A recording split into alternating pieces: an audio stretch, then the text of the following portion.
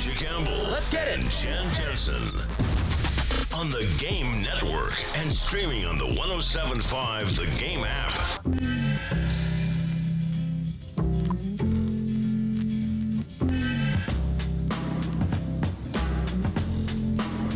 Game crew. Time to get this bad boy started. I'm Elijah Campbell. He's Preston Thorne. She's Jen Jensen. We have plenty to discuss today. Almost made it to Friday, including Major League Baseball opening day.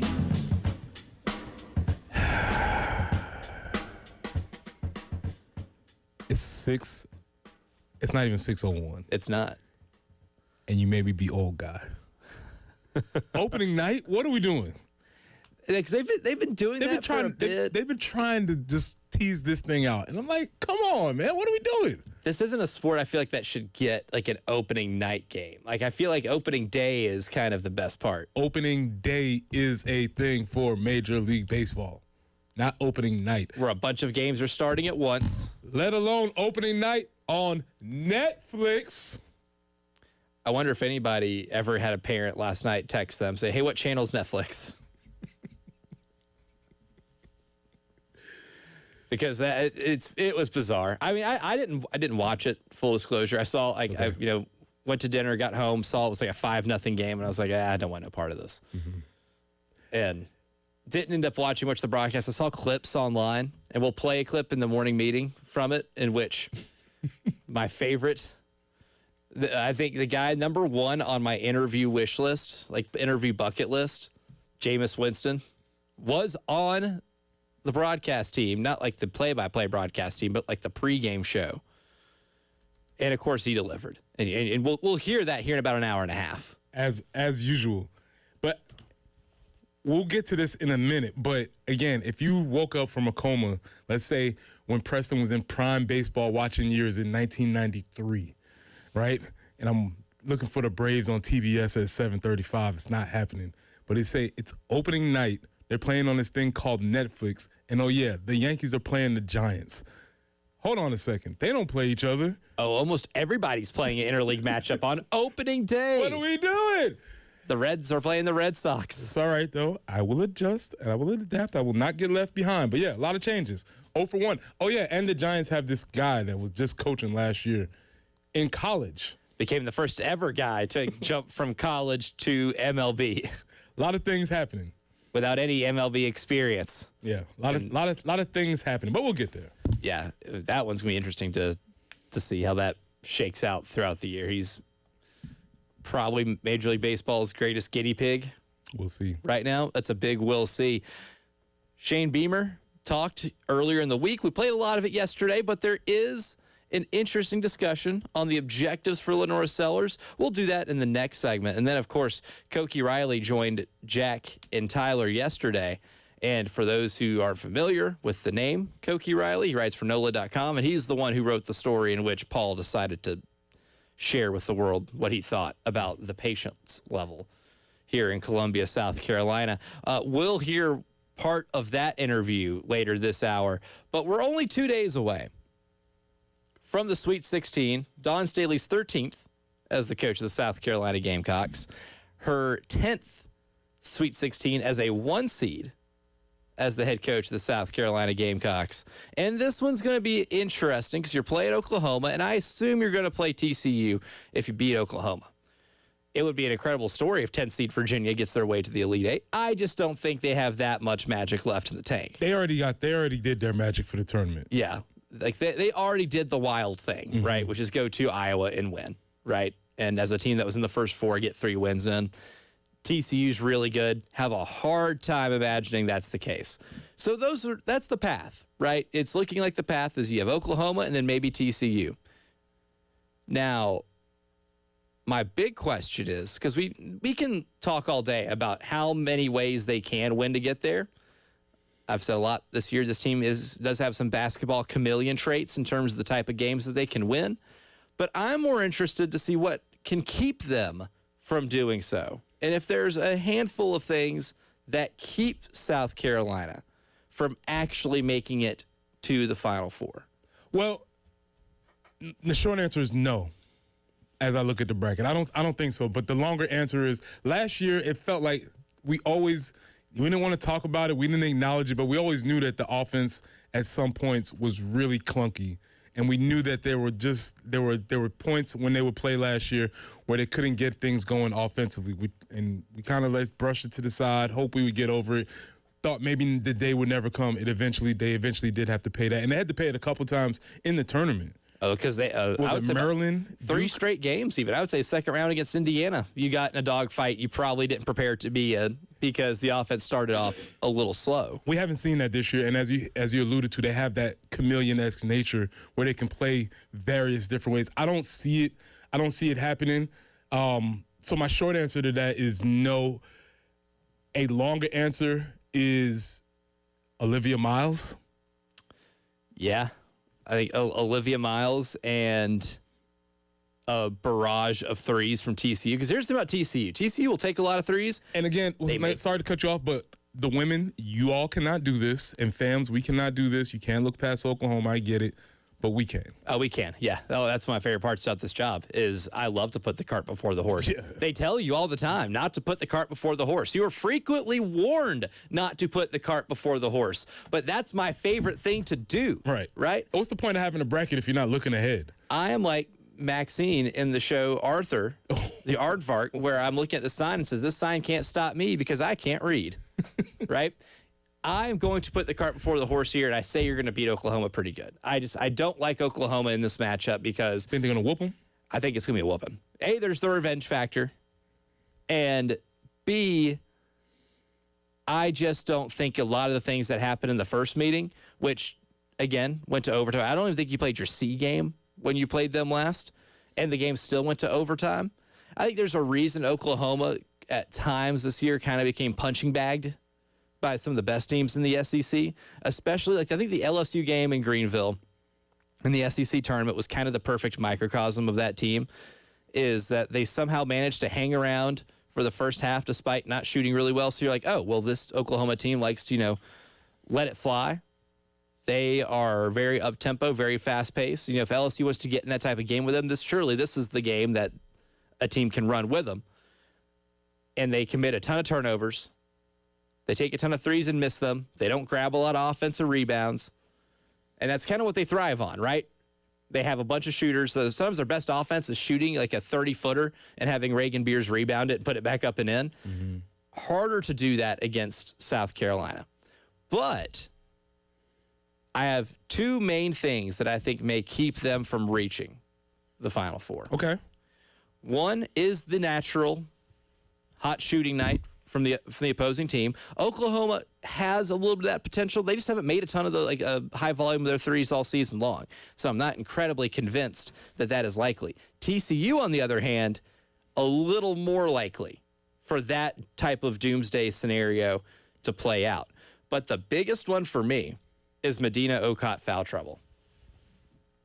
And I can't get out of my mind what happened in that SEC semifinal against LSU. Now, all is well that ends well, right? Medina got to play in the second half. She got 2 fouls early in the first half, only played 7 minutes of that first half.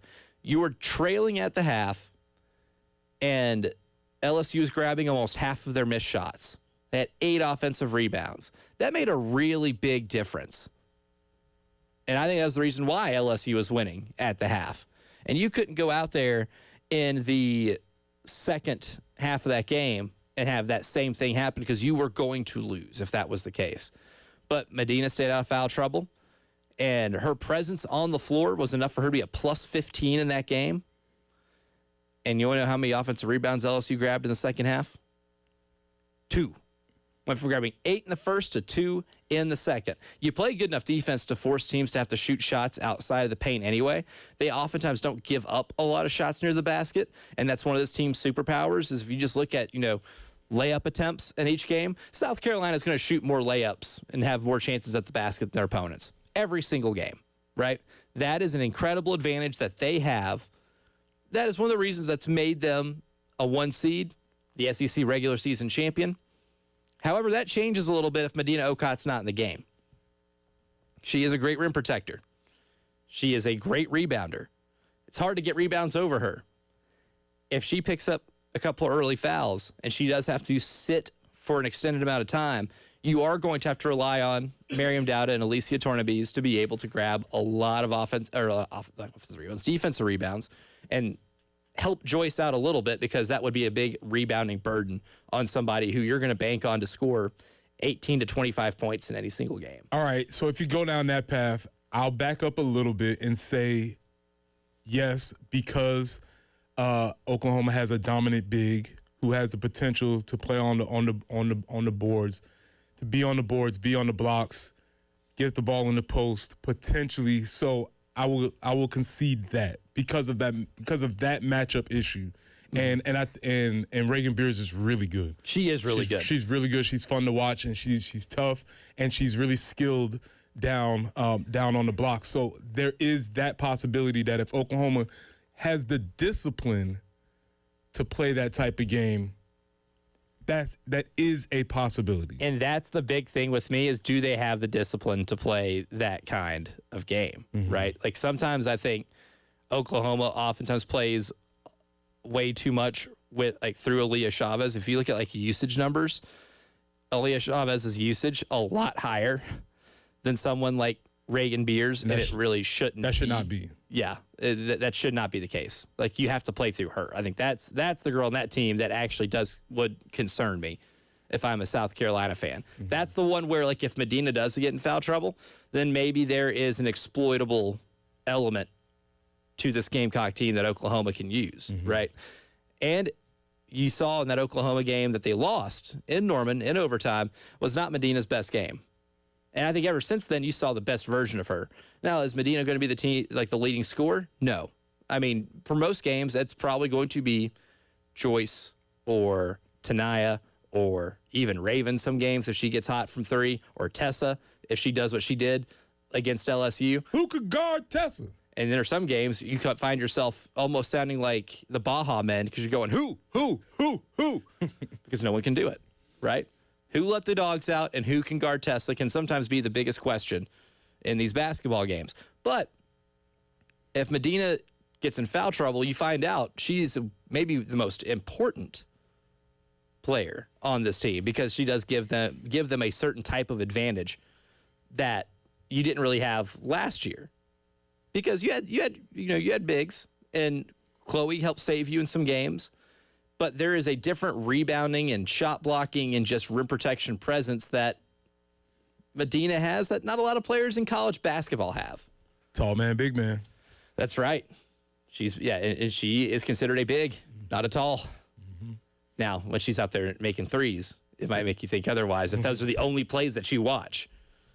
And that's another thing, too. That's become a real thing with this team, is that she actually is a good three-point shooter. And if she catches the ball in the perimeter, you actually kind of have to guard her out there. And that changes the spacing of the floor a little bit. So she needs to be in the game. And my nightmare scenario for this team is running into a hot shooting TCU team that on their best day shooting is pretty damn good.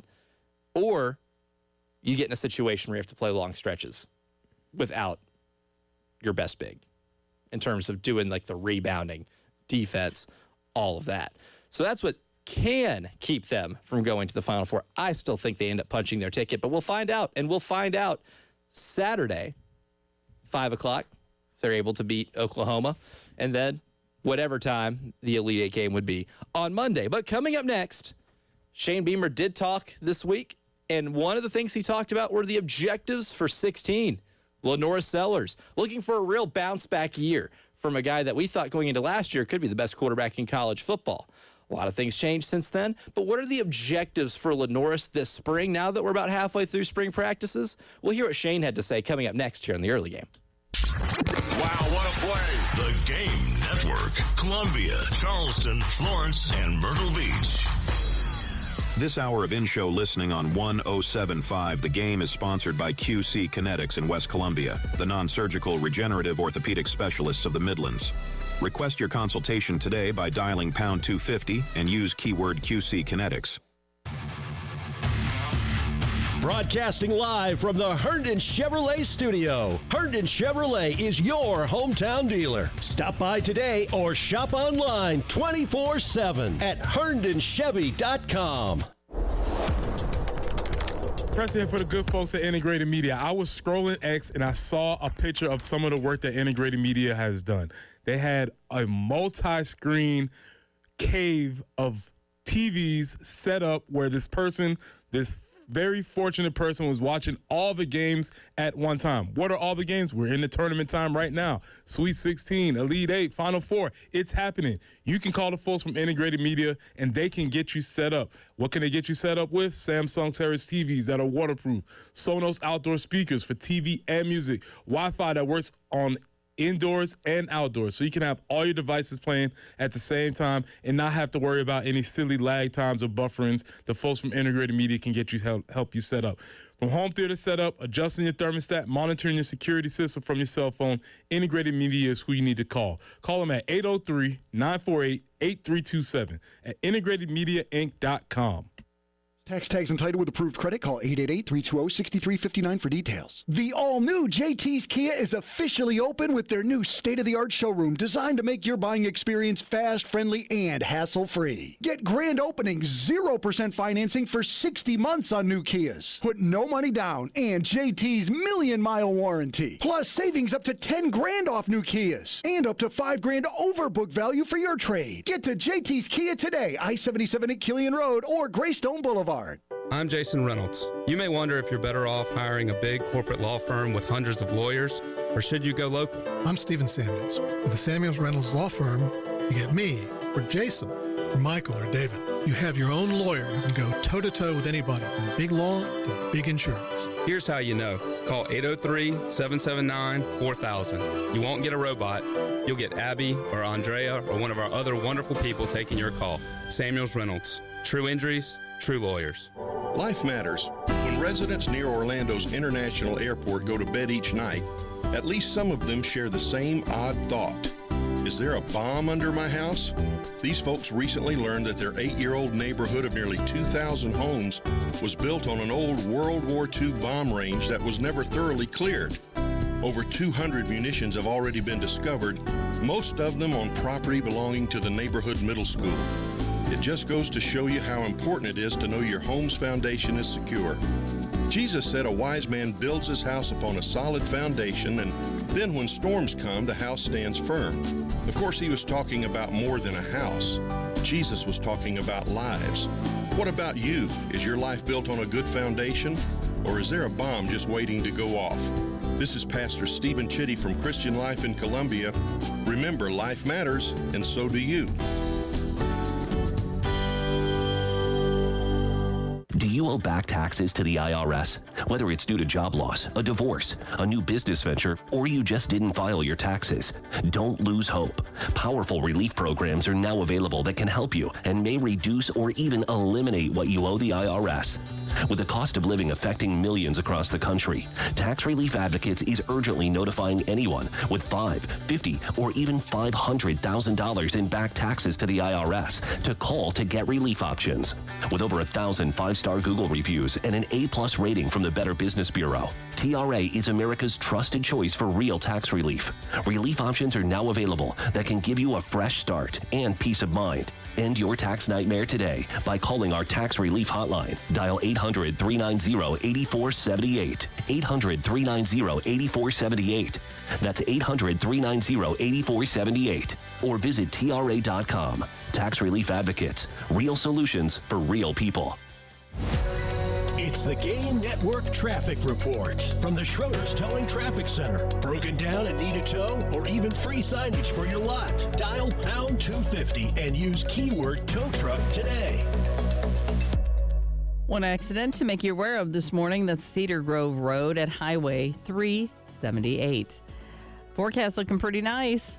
81 will be the high today. Sunshine, full sunshine tomorrow. 89 for the high. Drop into the 60s for the weekend, 64 and 69, back up to 78 on Monday. And it looks like we're going to be in the 80s most of next week. Welcome spring. Right now, 58 on 107.5 The Game.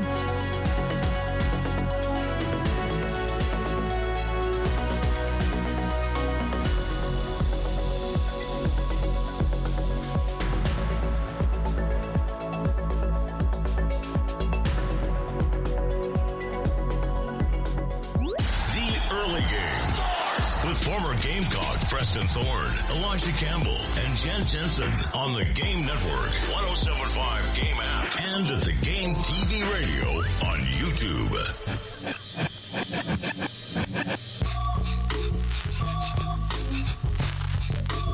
The conversations around South Carolina this spring feel a little bit different than the conversations we were having with the football team last spring. Last spring, you were coming off of a 9-win season with your quarterback coming back.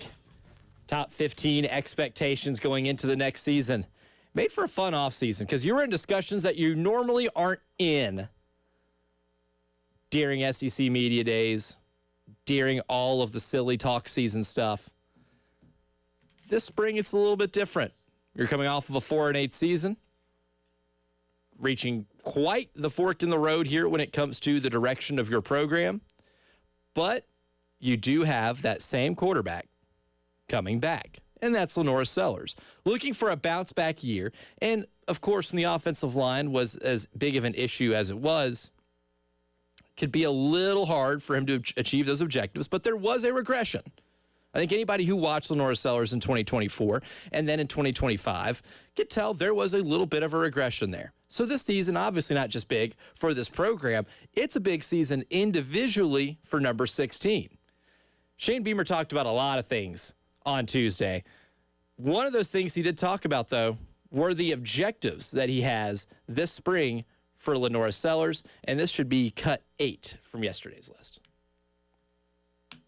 The ball on time when you're learning a new offense, certainly learning the offense, but then not just knowing the offense, but it's just so ingrained where you know where to go and you're getting the ball out of your hands. Y'all have heard me say it before. He's had some, phenomenal highlight type plays where he's scrambling or he gets hit, and some of those were that he turns into a big play. He'll be the first to tell you some of those were, protection issues, but some of those are probably him hanging onto the ball too long too and not going where he needs to be, but it turns into a great play. So don't want to take that creativity away from him, don't get me wrong, but getting the ball out of his hands, knowing where to go with it. And then really for me, not to get I don't want to get too technical from a quarterback standpoint. For me, it's just the leadership, whether he likes it or not. He's a two-time captain, voted on by his teammates.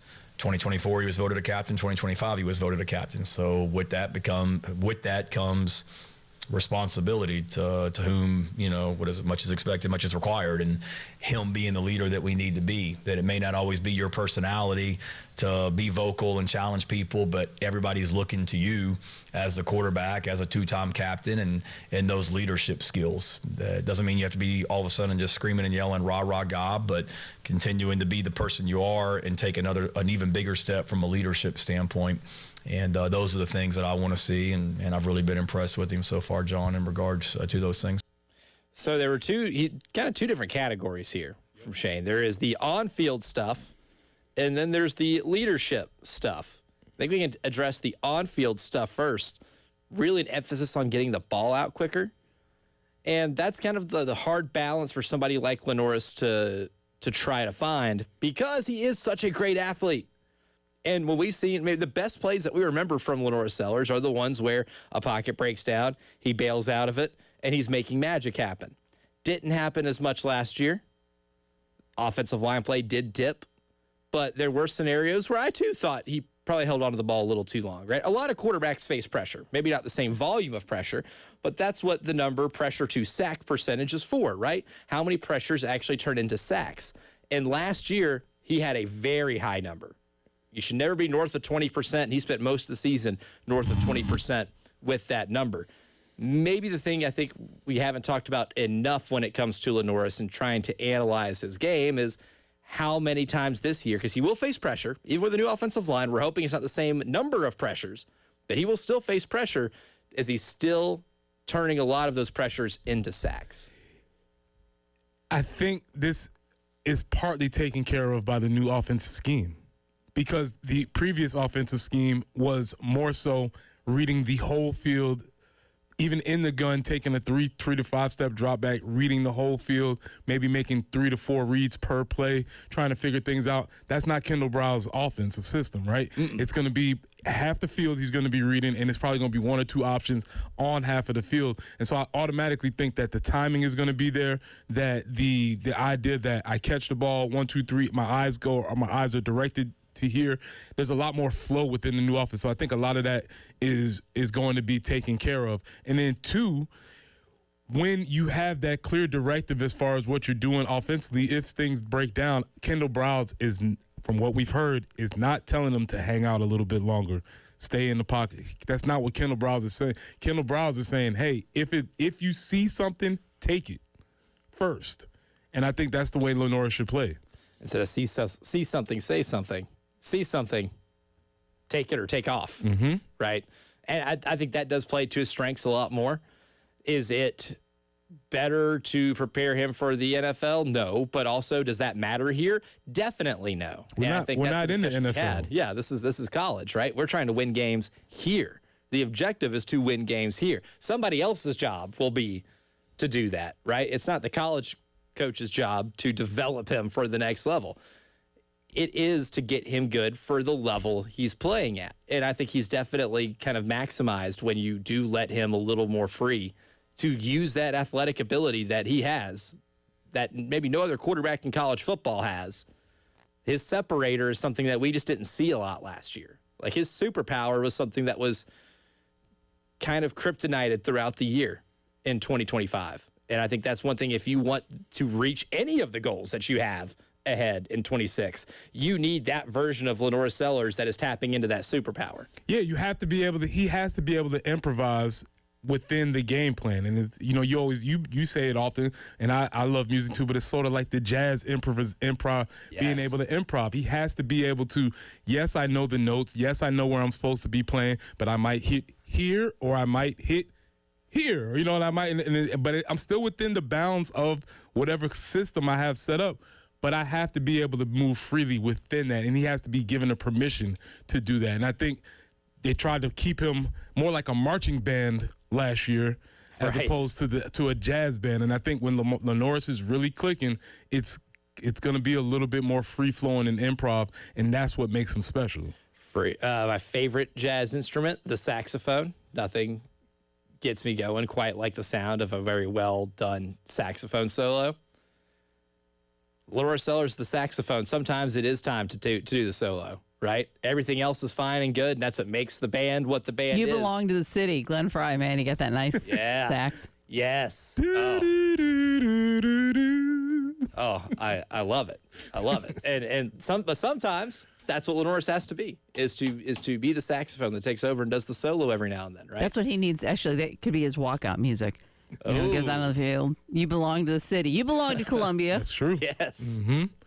I love that. Sorry, I'm starting the whole marketing thing going. Mm-hmm. Oh, so no, that's good, because then it gets people's heads right now, and we have enough time before the season where we can actually implement that a little bit. But then it came to the leadership part of it too.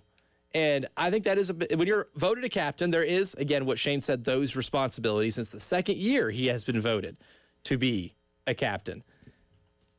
I still think he needs to do it in a way that fits him, his leadership style. And if he's not a big rah-rah guy, you don't have to be that. But this is where, especially here in the spring, when things can start feeling monotonous after a couple practices and we're all still breaking down the fundamentals, him still taking this seriously would make everybody else still take it seriously, even if it's not the more advanced stuff, even if it's the same type of thing he's done 1,000 times in his career, even if it is the most fundamental part of the game. If you're practicing tying shoes, he needs to be the one trying the hardest.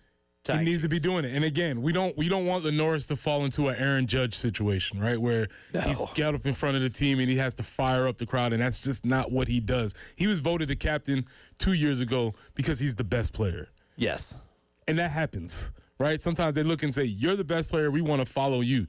Now he has to take that and figure out what works within his style and how he can lead the team in his way, because you don't want to be a fake, and you want to be able to have folks know that, okay, I believe in him because he has put in all the work to get us to that point. And when you're a guy who's in his fourth year here, and with a lot of transfer players, a lot of freshmen, a lot of sophomores, you're going to be looked upon to be the standard bearer of what the culture has been built over the past 4 seasons. He's going to be looked upon to do that. But coming up next, The biggest story yesterday when it came to South Carolina athletics were the comments that Paul Maneri made to Koki Riley. Well, Koki spoke with Tyler and Jack yesterday in the Extra Point. We'll play some of that for you next. The Game Network. 107.5 The Game in Columbia. 96.9 The Game in Charleston. 100.3 The Game in Myrtle Beach. And 100.5 The Game in Florence.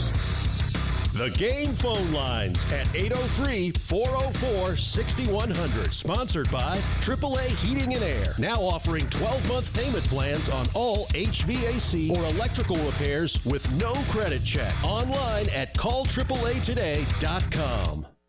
Sponsored by Odoo.com. All your business apps in one place. Your business deserves tools to make you feel in control, not overwhelmed. With Odoo's all-in-one, easy-to-use platform, everything is together so you can focus on what matters. Start at Odoo.com today. That's ODOO.com. Plus, tags and title with approved credit. Call 888-320-6359 for details. The all-new JT's Kia is officially open with their new state-of-the-art showroom designed to make your buying experience fast, friendly, and hassle-free. Get grand opening 0% financing for 60 months on new Kias. Put no money down and JT's million-mile warranty. Plus, savings up to 10 grand off new Kias and up to 5 grand over book value for your trade. Get to JT's Kia today, I-77 at Killian Road or Greystone Boulevard. Some things are meant to be together. Perfect pairs. The combos we all know and love. Like beaches and sand in your toes. A good book and the park. Or sleepy mornings and Mickey D's. It's undeniable.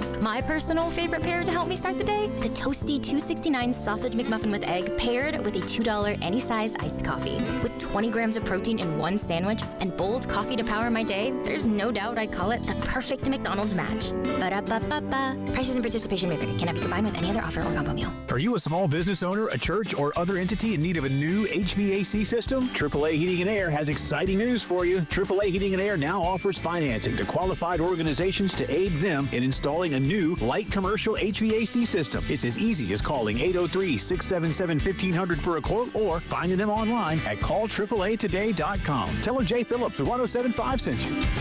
AAA Air when you need us. AAA Heating and Air. Darius Rucker is coming home to Columbia. The country music superstar and longtime Gamecock supporter will be joined by Lauren Elena to headline the Garnet and Black Spring Fest on Saturday, April 11th at Colonial Life Arena. Tickets are on sale now at Ticketmaster.com. Come out early for the free pre-concert block party, featuring a meet and greet with football student athletes, food, games for kids, and more.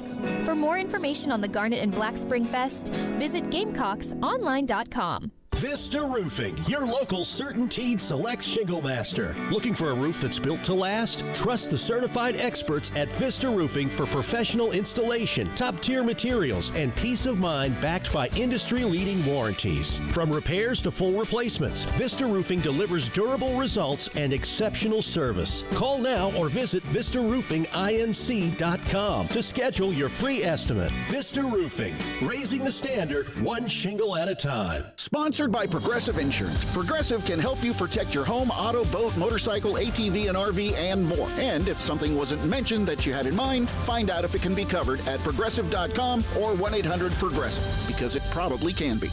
I'm John Morgan of Morgan & Morgan. I've been asked many times how Morgan & Morgan became the largest injury firm in the world. I think I know. When someone comes to us for an on-the-job injury, we have a huge workers' compensation practice, but many times we find a defective product that was responsible for that injury. Luckily for them, we have a product liability section headed by my son, Mike. In addition to the comp case, there is a product case too. Other times, the injured worker is fired or harassed for bringing that claim. We have them covered. Our employment lawyers handle retaliation claims as well as wage theft and discrimination cases, and in some cases need to file for Social Security benefits.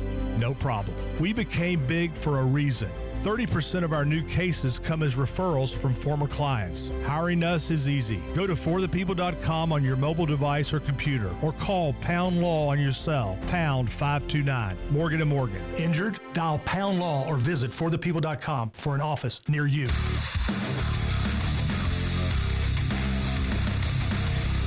Everybody loves streaming till you have to pay for it. Just download the 107.5 The Game app and stream us for free. It's the Game Network Traffic Report from the Schroeder's Towing Traffic Center. Broken down and need a tow or even free signage for your lot? Dial pound 250 and use keyword tow truck today. Cedar Grove Road at Highway 378, the only accident out there right now, and we're okay with that. Don't need any more this morning. 81 is going to be our high, overnight low 61.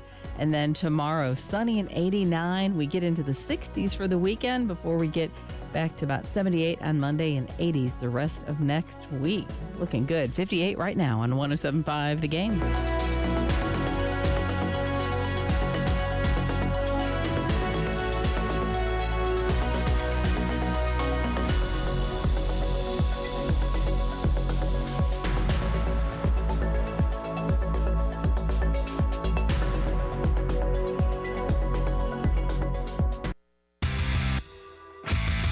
Early game. With former Gamecock Preston Thorne, Elijah Campbell, and Jen Jensen. On the Game Network, 107.5 Game app, and at the Game TV radio on YouTube. Boy, talk about ruffling some feathers. Alban area made sure to ruffle a few on the way out. Couldn't have a week without a few parting shots. And for anybody who saw it, and listened to our station yesterday, Paul got picked on a lot for talking to Koki Riley from NOLA.com and straight up calling fans, media here in South Carolina impatient, despite him being the one that told people this program's not in the doldrums, despite reminding people that they won 37 games the year prior and they had a lot of talent.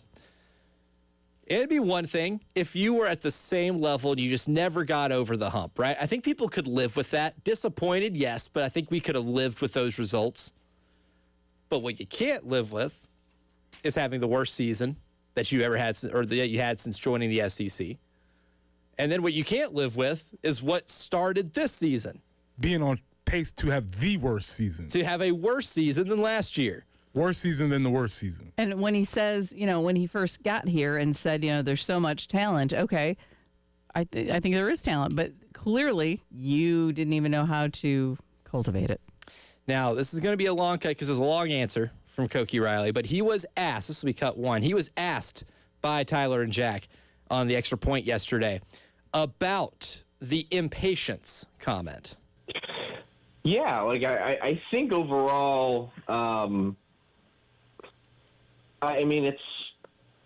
it is interesting, right? The fact that he said that, I think overall it reflects a lot of how he just sort of felt about, people's attitude, toward him, the job that he was doing, as of, last weekend, basically.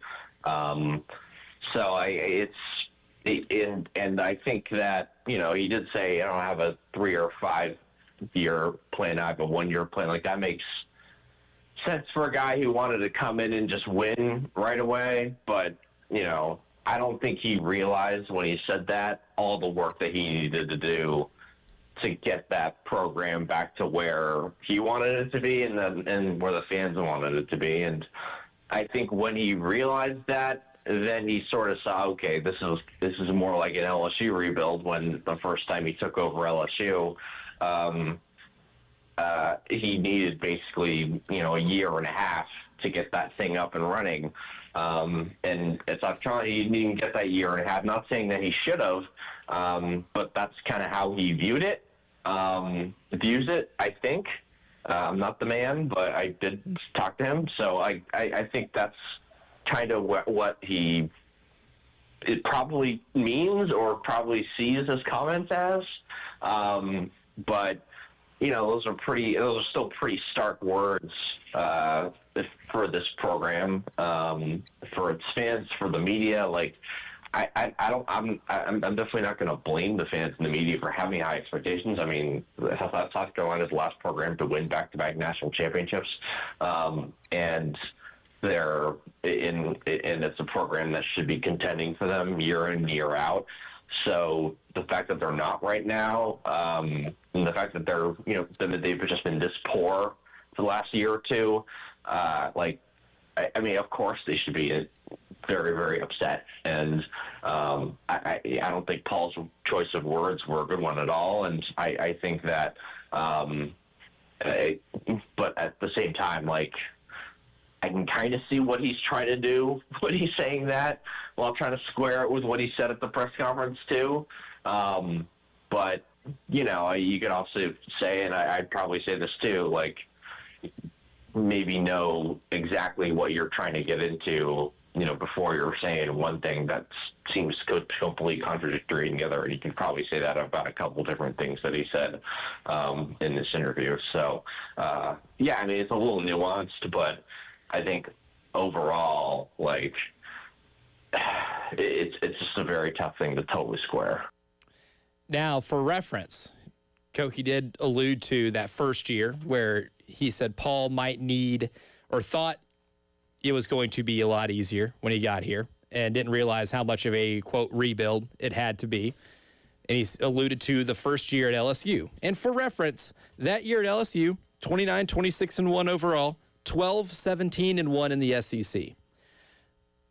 I don't know if I can compare a team that was just slightly below 500 in SEC play to a team that was 6-24 in SEC play.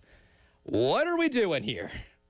What are we doing? If you think that it's going to take a little bit of time to get it to where the fans want it to be, okay, fine. Did you talk it up in the press conference? Yeah, fine. And it would be fine to maybe be a 3 seed in the, you know, the playoff, be disappointing, and not be competing for a championship in the SEC in year one, and say, okay, hey, we need to, you know, we're laying a foundation. We can apply the lessons we learned this year, maybe losing some close games. How do we turn those things around? But anybody who watched that team last year knew they weren't in that. You had 30 games in SEC play. You won 6. That doesn't sound like you were that close to me. Well, he needed a year and a half, but he gave it up at a year and a third. If he just waited a smidge longer, we were almost there. That's right. You know, like, according to what he said. And then he was 0-4 in SEC play. His record as the coach at South Carolina in 34 SEC games, 6-28. Mm-hmm. You tell me if that flies in Baton Rouge. No. Would that have flown if he was in Baton Rouge his first year? No. They were able to put up with, 12 wins in the SEC and maybe missing out on the NCAA tournament. But guess what they were next year? They won almost 50 games the next season. And in saying, well, he may not have realized what he was working with here or something, then obviously you're not a good scout. And maybe you aren't any good at assessing talent to bring in more quality people, because did you not see what the team was? You should have known. Now you're saying, well, he didn't know. Maybe it was whatever they were and they weren't going to be as successful. Then you shouldn't have come here. Like, you can't assess talent. I don't know. Every excuse. I got so angry listening to that yesterday, I'm not going to lie. Yeah. I mean, it is amazing how fluent one can become in loser language.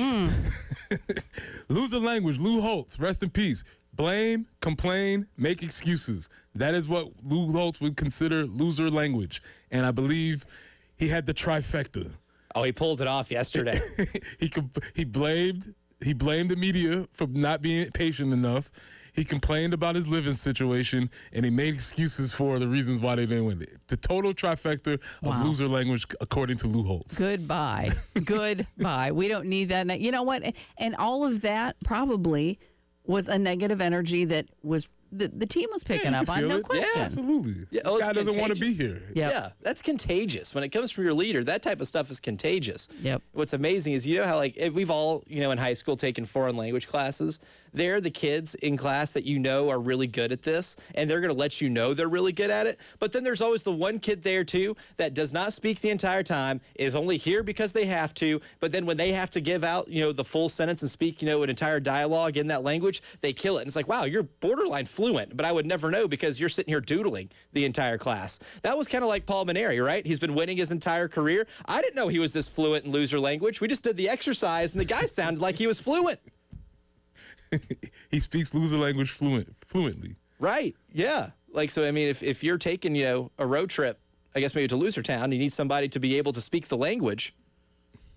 You have a guide. right? You have a translator.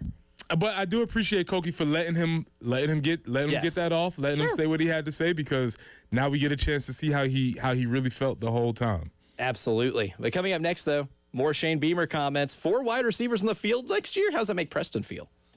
Charleston, Florence, and Myrtle Beach. Walk with 107.5 The Game on the American Heart Association Heart Walk, March 28th at Segra Park. Our goal is to raise $2,500 for the American Heart Association. Be a Heart Walk hero and please help. Go to 1075thegame.com to join in with us. This is a Westwood One Sports Minute. Puka Nacua will likely surpass the contract the Seattle Seahawks gave Jackson Smith and Jigba, but he needs to learn to keep his teeth to himself. Nacua is being sued for allegedly biting a woman and making anti-Semitic comments on what is described as a date. And the incident took place allegedly after Puka Nacua had made anti-Semitic remarks on a live stream. Man, Puka, don't mess your money up by acting crazy out here in the streets, and keep the teeth to yourself.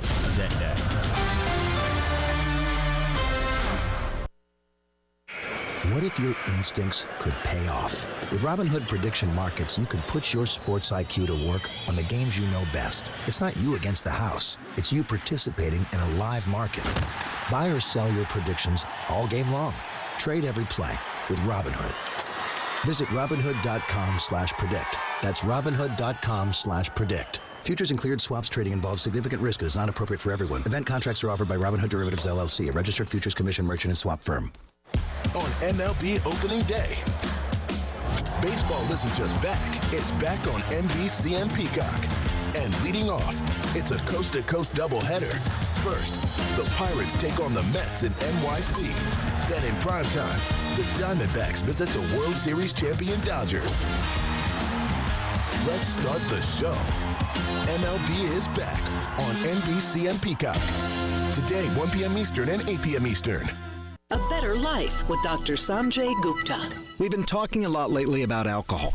And more research shows that no amount is beneficial for your health, and a lot of people are starting to cut back. You've probably heard this. But there are some people who can't seem to give it up. And experts we talked to about this said some people are just physiologically wired to take a drink and have their brain say, wow, more, need more of this. Others drink to escape psychologically, and maybe because they're self-medicating. They have ADHD or PTSD or low self-esteem, anxiety, depression.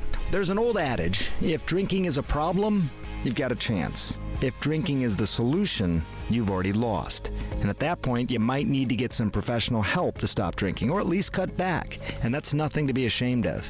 Yeah, it can be difficult, and some social situations will feel awkward at first, but it's only downhill from there. I'm Dr. Sanjay Gupta, helping you live a better life.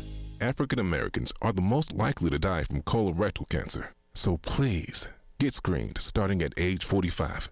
Now, Medicare and insurance companies are required to cover not only colonoscopy, but also less invasive exams like virtual colonoscopy. Talk to your doctor about your options. For more information on virtual colonoscopy, visit radiologyinfo.org/virtual CT. Furnished by the American College of Radiology and the Radiology Health Equity Coalition. Did you know GoodRx can help you save on medication, manage prescriptions, and get trusted health information?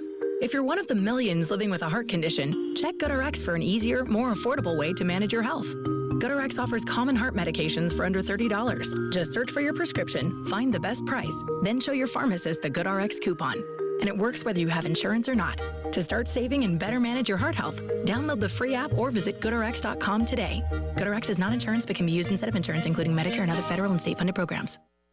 The early game starts with former Gamecock Preston Thorne, Elijah Campbell, and Jen Jensen on the Game Network, 107.5 Game app, and at the Game TV radio on YouTube. You listen to this show long enough, you find out what some of us like in football or in sports. And everybody's like this. All sports fans are like this. You have a type. There's certain play styles that you get drawn to. And my man Preston Thorne here feels a certain type of way when he sees 3 tight ends on the field.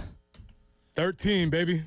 13 personnel, 1 running back, 3 tight ends. What's better than 1 tight end? Not just 2. 3 tight ends. I believe they call it tight end maxing. Yes. Preston is a tight end maxer. Correct. Just a remarkable sentence in general. But He loves when there are 3 tight ends on the field ready to block or maybe catch a pass out in the flat, right? And we saw... Throw it to the tight end! Tight end's always open. There's always the tight end's always open guy, and I'm not saying they're wrong. Hey, Coach, I'm just wondering if we're going to be throwing it to the tight end a little bit more this year. That's me. Call in to Carolina Calls. Hey, Coach, my name is Threston. You don't know me, but are we going to throw to the tight end more this year? Who knows what it's going to look like with a new offensive coordinator? Is there a chance we see more formations with 4 wide receivers out on the field? Well, Shane Beamer did talk about that a little bit on Tuesday. Now, this will be cut 11 from yesterday's list. I wanted to get to this because I wanted to see if Preston's soul would die. Here's what Shane had to say when it came to throwing 4 wide receivers out on the field this year. Yeah, I'm not sure our tight ends would like to hear that, which as a former tight ends coach myself, I don't like to hear that. But no, we want to get our best players on the field at all times, whatever that personnel grouping is. And that's the thing I like about Kendall and this offense and what we're doing. It's got flexibility. It's you can put different people in different places, multiple personnel groupings, same formations. So I like that aspect of it. We've got a talented wide receiver room. There's no question about it. There's a lot of guys that are competing right now. There's great competition going on in that room. There was last year, and we really didn't, lose that much. I mean, I know we had 1 transfer and 1 graduate, but the bulk of that room comes back. And then we've added, Jaden Gibson. We've added DJ Black. We've added Nitro. I mean, there have been some really good players that have come in here. Charlie. We've had some freshmen that have gotten here, more freshmen coming. So that room was competitive last year. It's even more competitive now, which is awesome. So there's only so many balls to go around. There's only so many guys that can be on the field at one time. That receiver room is really, really competing right now to see who those guys are going to be. So, yeah, you've got flexibility because that's a talented group, but we've also got a really talented tight end room too that can do a lot of different things with Brady and Mo, and Mike Tyler's a good young player, and Max and Reno. Like that group for sure. So, position flexibility. There may be times where there's 4 receivers out there. There may be times that there's 3 tight ends out there. But the cool thing with this offense is it's got the flexibility to do all that and not have to change the whole system in order to do it. Preston Thorne, your thoughts? All right, I just want to first say that one of my favorite incarnations of Gamecock offense was when we had Casey Crosby and Hayden Hurst playing double tights. Oh. It was one of my favorite Gamecock offenses. The offense wasn't great because we had Kurt Roper as the offensive coordinator. Wasn't great, but those 2 playing tight end, loved them. That being said, one of my favorite early offenses when I first got into football was the run and shoot with the Houston Oilers. Ooh, and they used to have 4 wide receivers. They had Hayward Jeffries.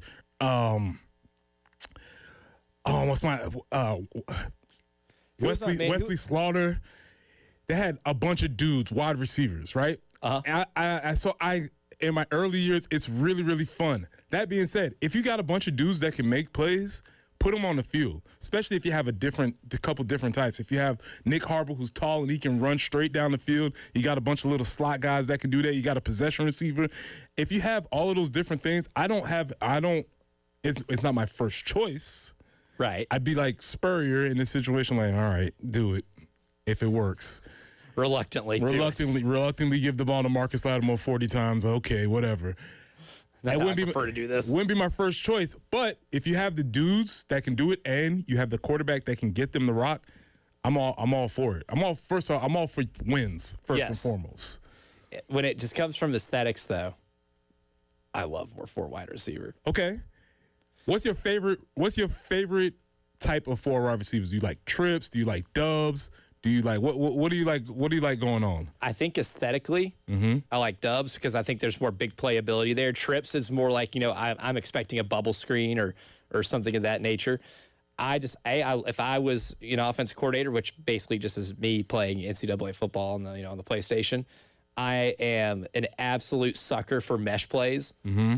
When in doubt, mesh it out. Mm-hmm. I like it, but I do like trips a lot. Just anytime you have 4 wide receivers. And that's one of the reasons why I loved watching, like one of my favorite offenses I've ever watched in my life was Jared Goff Rams when Sean McVay first took over. Now they run a lot more 12 and 13 personnel now. Like Sean's evolved already. It's not like Sean McVay is like 70 and has to completely change, an entire career's worth of offense. But he's already changed a lot from the first time he got in the NFL, seeing what the trends were and then adapting to them. But early stage Sean McVay, oh, buddy, you had the best version of it. High flying. Yeah. A lot of wide receivers. If you got to use it, and all those dudes in that room are going to be fighting to make plays, and so if you got a bunch of dudes, use where your personnel leads you. I have no problem with it. The biggest news in college sports is that the North Carolina basketball job opened up, but is there a parallel to a program here? We'll discuss coming up next. Broadcasting live from the Herndon Chevrolet studio. Herndon Chevrolet is your hometown dealer. Stop by today or shop online 24/7 at herndonchevy.com. Sponsored by USPS Ground Advantage. Pump up the volume. Business moves fast. Pump up the volume. When you ship with USPS Ground Advantage, you can keep up with confidence. Visit USPS.com/Ground Advantage to learn more. Boot and hat season is upon us, y'all. Pistol Creek has all those favorites from out west. Boots by Ariat, Justin, Tony Lama, Thoroughgood, Lou Casey, Dan Post, Dingo, and more. Pistol Creek has Columbia's largest selection of boots and hats. Hundreds to choose from. Get one for him and one for her. And don't ignore them little buckaroos. Pistol Creek West, 4350 St. Andrews Road, 10 to 7:30 Monday through Friday, 10 to 6:30 Saturday. Hats and boots for work, play, and every day. Pistol Creek West. Ever heard of fighting fire with fire? The South Carolina Forestry Commission does this by prescribed burning. Also called controlled burning, it's done to combat pests, remove unneeded plants, and manage crops. But the best reason to prescribe burns is to prevent larger wildfires. Prescribed burning consumes the fuels that would otherwise feed a wildfire. It's the best way to keep the nearly 13 million acres of South Carolina's forested land healthy and productive. South Carolina Forest, they'll grow on you. Sponsored by the South Carolina Forestry Commission, South Carolina Broadcasters Association, and this station. Plus tags and title with approved credit. Call 888-320-6359 for details. The all-new JT's Kia is officially open with their new state-of-the-art showroom designed to make your buying experience fast, friendly, and hassle-free. Get grand opening 0% financing for 60 months on new Kias. Put no money down and JT's million-mile warranty. Plus savings up to 10 grand off new Kias and up to 5 grand over book value for your trade. Get to JT's Kia today, I-77 at Killian Road or Greystone Boulevard. Are you a small business owner, a church, or other entity in need of a new HVAC system? AAA Heating and Air has exciting news for you. AAA Heating and Air now offers financing to qualified organizations to aid them in installing a new light commercial HVAC system. It's as easy as calling 803-677-1500 for a quote or finding them online at callAAAtoday.com. Tell them Jay Phillips with 107.5 sent you. AAA Air when you need us. AAA Heating and Air. Looking for a new favorite spot in Columbia? Come to the Golden Spur, the official restaurant of the University of South Carolina. Dig into juicy burgers, fresh flatbreads, delicious seafood, and ribeye steaks. Or keep it light with crisp salads. Need a midweek pick-me-up or weekend brunch? They've got you covered.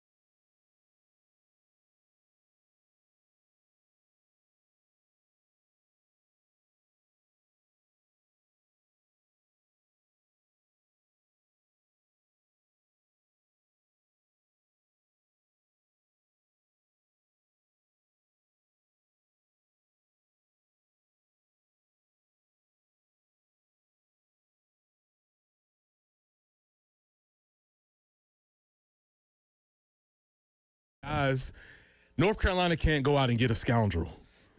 No. They can't do it, right? No. They have to have somebody that is by the books. And that limits the choices. I think that might take Todd Golden out of the equation. There is some scoundrelness there. There's a little bit of scoundrel element. I think that is a true restrictor on who they can consider for that job, because that person has to have some sort of like piety about them. They have to have a sense of dignity. Like when I see Roy Williams, I'm like, Uncle Roy. You know what I'm saying? Yes. Papa Roy. Like, that's my guy. I want to give him a hug. Yes. I don't think I want to use the word Papa anymore. Well, that's true. Jen says right. officially we are banning it. Good call. That's over. Sorry. Uncle Roy. That's my guy. PTSD. That's what I want to see. I feel like North Carolina has to have that kind of, and even Hubert falls in that category. Yeah. I just can't see like a scoundrel-esque guy prowling the sidelines in North Carolina. It just doesn't work. To keep the theme of parallels, would we take a scoundrel to coach the baseball team here? Me? Yeah. We just got rid of one. We just didn't know he was a scoundrel until he left. But a scoundrel that wins. Yeah. Well, yeah, this is true.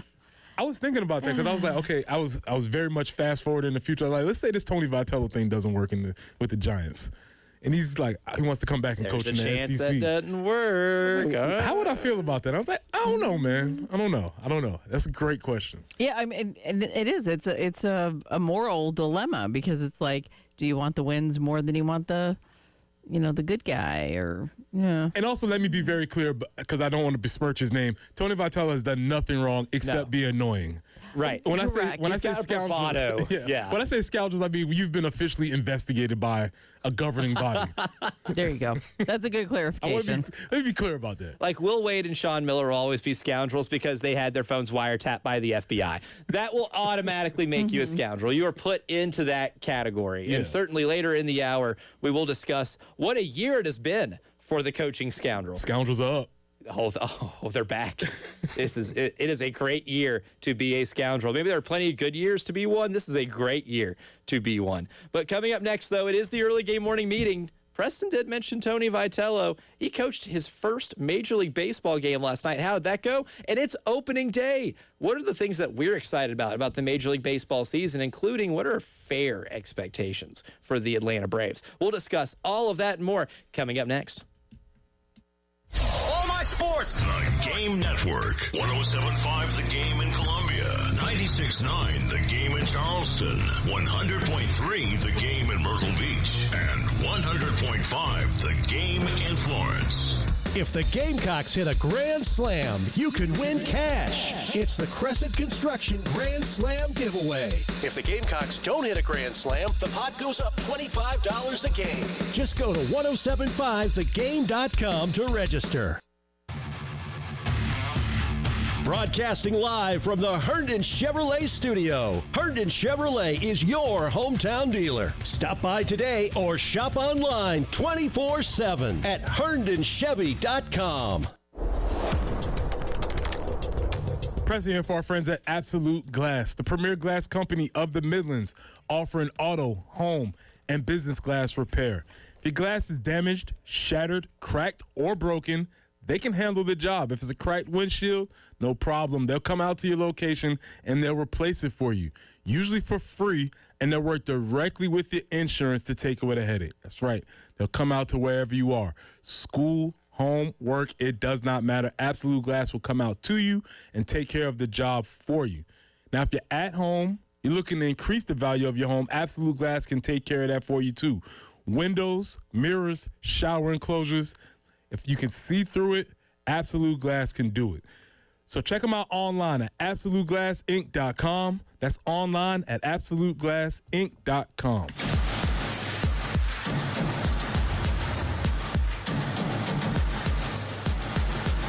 This is Larry Leitner, owner and founder of Midstate Roofing. And for nearly 30 years, we've continued to be the proven leader in the roofing and waterproofing industry. Midstate Roofing's proven history is your assurance that our professionals at Midstate Roofing will provide the proper advice, service, and results to the needs of your facility in a manner both safe and pleasing to your operation. From high-rise to hospitals, manufacturing to industrial, Midstate Roofing designs and installs bonded systems with a protective guarantee that will keep your operation dry and running long into the future. 24 hours a day, 7 days a week. And this is Blake Liner, reminding you to protect that roof with a maintenance contract. Call me today at 803-356-1919 or online at midstateroofing.com. That's midstateroofing.com. You'll speak to an on-call technician after hours or a Midstate Roofing staff member during hours at 803-356-1919 or online at midstateroofing.com. And as always, tell them Midstate Twins. If you have a leak, let Midstate Roofing take a peek. Join the Lexington Health Foundation for the McDaniels Golf Classic, returning Friday, April 24th at beautiful Fort Jackson Golf Club. Enjoy an all-inclusive day of golf with all meals provided, beer carts, hospitality tents, games, prizes, and more. Presented by McDaniels Auto Group. Proceeds benefit the McDaniels Pucci Cancer Fund to support patients and families at Lexington Health Cancer Center from diagnosis to survivorship. Golf teams and sponsorships are available at McDanielsGolfClassic.com. Plus, tax entitled with approved credit. Call 888-411-7640 for details. March is a race against time at JT's Jeep Ram. JT is selling every single Jeep regardless of profit or loss. Every credit application and offer accepted. JT's been challenged to sell 100 Jeeps, making deals the other dealers can't. New Jeeps up to $10,000 off. Grand Cherokees, Wranglers, Gladiators, even the all-new Jeep Cherokee with exclusive million-mile warranty. JT's Jeep Ram 378 Lexington or Greystone Boulevard. Declaration of Deal Sales Event. Hi, I'm attorney Michael Jeffcoat. Let's press pause for a second. No lawyer can guarantee the outcome of your injury case. Nobody, and I'm not going to either. But here's something I will guarantee. If you hire the Jeffcoat firm after a car wreck, we'll do right by you. And if you're not completely satisfied in the first 30 days, you'll owe us absolutely nothing. And we can part as friends right then. That's the Jeffcoat no-fee guarantee. Call 803-200-2000. Responsible attorney Michael Jeffcoat, 1333 Main Street, Columbia. You could file your taxes on a basic free service, which is fine. But are you okay with fine? Because when it's your money on the line, do you really want to guess if you missed a credit or hope the math is right? Get the confidence of TurboTax for free right on the Intuit Credit Karma app. Free Fed and free state for simple 1040s only. Around 37% of filers qualify. See details at turbotax.com/free. No schedules except for EITC, CTC, student loan interest, and Schedule 1A. It's the Game Network Traffic Report from the Schroeder's Towing Traffic Center. Broken down and need a tow or even free signage for your lot? Dial pound 250 and use keyword tow truck today. I-20 westbound approaching Alpine Road, that's exit 76B. There is an accident reported there. Also, we have one Piney Grove Road at I-26. Looking for some clearing today. 81 will be our high, the overnight low of 61. And then tomorrow, mostly sunny and 89. So it's going to be really nice. Still going to be okay this weekend, just more of the mid to upper 60s for Saturday and Sunday, but back to 78 on Monday. And by Tuesday, we're back in the 80s. Right now, not too shabby, 58 on 107.5 The Game.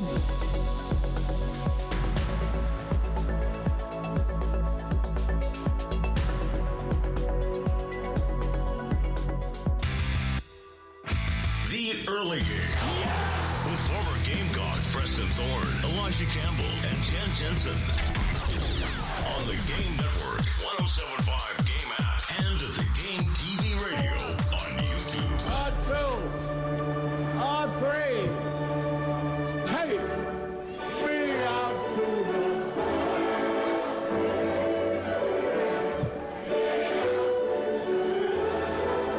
Jen Jensen, is this, I'm going to go over under 8.5 beers for Harry Carey before the singing of this rendition of Take Me Out to the Ball Game. Did you say years or beers? Beers. Over under 8.5. I think that's a fair guess. I think that's quite fair, and eventually, he did have some health issues, but yeah, he liked his beverages. My man put him down. Yeah. I did have the thrill of meeting him. Oh! And getting it in or getting a quick Bless him. It's Love that guy. first day of baseball, so you gotta play it. But it was an internship that I did, so I got to actually get him to do something for the radio station and record him. And it's just like, and his glasses were just bigger than life. He always had those, and it was really cool to be on the field at Wrigley. So that was fun. And today is opening day. Are the Cubs at Wrigley? Yes, they are. Mm-hmm. And it's a day game, as it should be. As it should be. The way the Lord intended it. Mm-hmm. They play the Nationals. It is opening day in Major League Baseball. What are things that we're the most excited about? Well, we'll discuss that here for the morning meeting. Good morning. Good morning. Repeat after me. Today will be an awesome day. Opening day. Let's go. The Reds still haven't lost yet. Good morning, great day. Today will be an awesome day. Good morning, great day. Today will be an awesome day. Today will be an awesome day for hopeless baseball fans of teams that aren't fans of the Los Angeles Dodgers everywhere across the country. I like to refer to today as Hope Day because everybody has a little bit of hope that maybe Major League Baseball is not in a position where it's just insert Dodgers win World Series here, because they did it again this offseason. Got another All-Star to add to their collection of All-Stars, and they have become the ultimate villain in professional sports. But there are a lot of other things outside of the Dodgers, and which is why when it comes to me making my World Series pick on opening day, I will not pick the Dodgers. Ooh, just going against the grain? Going against the grain. Okay. Remember last year, we were right here in the studio and we watched the end of that World Series, and it was phenomenal. That was one of the greatest baseball games I've ever seen. It was so fun. There's going to be a lot of fun. And the thing about baseball, it's a long season. Obviously, somebody will emerge that we didn't expect. Somebody will come around. There will be a team of young and up-and-comers that are going to be coming around. So things will happen. I think the eventual ending will be the Dodgers, but the journey to that will be a lot of fun. Will be a lot of fun. And I'll do that before we get out of here. I've got my World Series horse that I'll be, hitching the wagon to. But there are a couple of other things in Major League Baseball that I find to be really interesting this year. The Braves being one of those. Obviously a local interest. But this is a team, too. I don't know if the injury bug has bit a team for multiple years like it has Atlanta the last couple of years. But what are, what are fair expectations for the team this year? I think, a fair expectation is competing in that wild card spot. I don't know if they win the division, but you are in a division where I guess the Phillies are favored to win it. The Mets have a roster that is built to win that division. But don't underestimate the Mets' ability to go full Mets. Correct. Like last year. Here's the problem with what expectations are, is that the expectations, if you was to look at the injuries, if you was looking at all that situations, you might say, I don't know how that's going to turn out. But we've already played that song 3 times for the last 3 years. And that window is getting smaller and smaller and smaller. We had Spencer Strider, Schallenbach. Yeah, and I don't think Schwellenbach. I think he's starting the year on the 60-day. Here's a hint, man. IL. Both of them with elbows. I don't like any type of elbow. That's not good. No, that's not great. So that window is getting smaller and smaller, and it's getting tighter and tighter. And the players that you had that were young are getting older. Obviously, Acuna and some in that core base. And Acuna has 2 ACL surgeries in his career. So it's not. We're getting very close to. I would not be surprised if things weren't going well that they were a sell team come trade deadline. And then we restart the cycle. Yeah, I'm not predicting that they will be a sell team. I'm not going to go that strong. But if it comes down to that territory and they're like 3rd or 4th in the wild card situation, I think they'll sell. And it might not be a bad idea. And it might be time. Especially because you can probably sell high on a few players, especially if they end up having really good seasons. My thing is, I'm expecting, if you give me a ballpark, which theme of the day, ballpark, I can say anywhere from my expectation is 79 to 85 wins on the season. Okay. 85, you'd be the high end, means that can get you into the playoffs and competing for that last wild card spot. But I can't foresee a scenario in which they have better seasons than the Mets and Phillies. That's kind of where I'm at with the Braves. But when it comes to Major League Baseball things to watch, the best guinea pig in the sport right now is the guy who's the first ever college baseball head coach to make the jump to the majors with no Major League Baseball experience, and that's Tony Vitello. And last night, not off to a great start. Again, it's game 1 out of 162. I like what the Giants roster is, but I'm fascinated to see how a guy who has the bravado that he has, clearly exerts a lot of energy coaching this game. It seemed exhausting in a 50-plus game regular season. How is that going to last for 162? There's two different – I love this conversation because there's two different sides of this thing. When Tony Vitello was at the University of Tennessee, he was the show. It's all about him. He tells he tells the buses when to show up. He picks the uniforms. He tells the people what everybody's doing. Major League Baseball has increasingly decreased the role of the manager. Yeah. These dudes, a lot of them don't even fill out the lineups anymore. They just basically go to the analytic guy and get the lineup. And so what I'm curious to see is if Tony Vitello is going to be, one, happy in this type of situation where he's basically another cog in the machine, and two, does his style work for the admin and does it work with the players? Because these players are making more than him. These are like men. You know what I'm saying? And I wonder how long the shtick plays off, or it might be enduring. I don't know, and that's why when you put that on the rundown, this is a great experiment. It's the sport's greatest guinea pig. And I commend him for taking on the challenge. For sure. I commend the Giants for doing it. This is cool. I don't know if it's going to work, but it's cool. It's like, I'm glad my favorite team's not taking that risk, but I want to see what it looks like when another team takes that risk, right? And the Giants with that roster, which I think is a solid roster, maybe not the best hitting lineup, and you have an ace in Logan Webb I think you can trust despite him getting shelled last night, giving up 6 runs in 5 innings. Still pretty solid. But that game was on Netflix, Preston Thorne. Yeah. That's something that's going to take some getting used to. And I wanted to play this clip because Jameis Winston was on as part of the pregame coverage. This will be cut 10. I sent this to Tyler last night, and I was like, I got to hear this on air. So this is Jameis Winston making his appearance on Netflix's broadcast. Heisman Trophy winner, Jameis Winston, who's hanging out the Crazy Crab here at Oracle Park. I'm going to address the elephant in the room. Jameis, did you pay for the crab legs, or...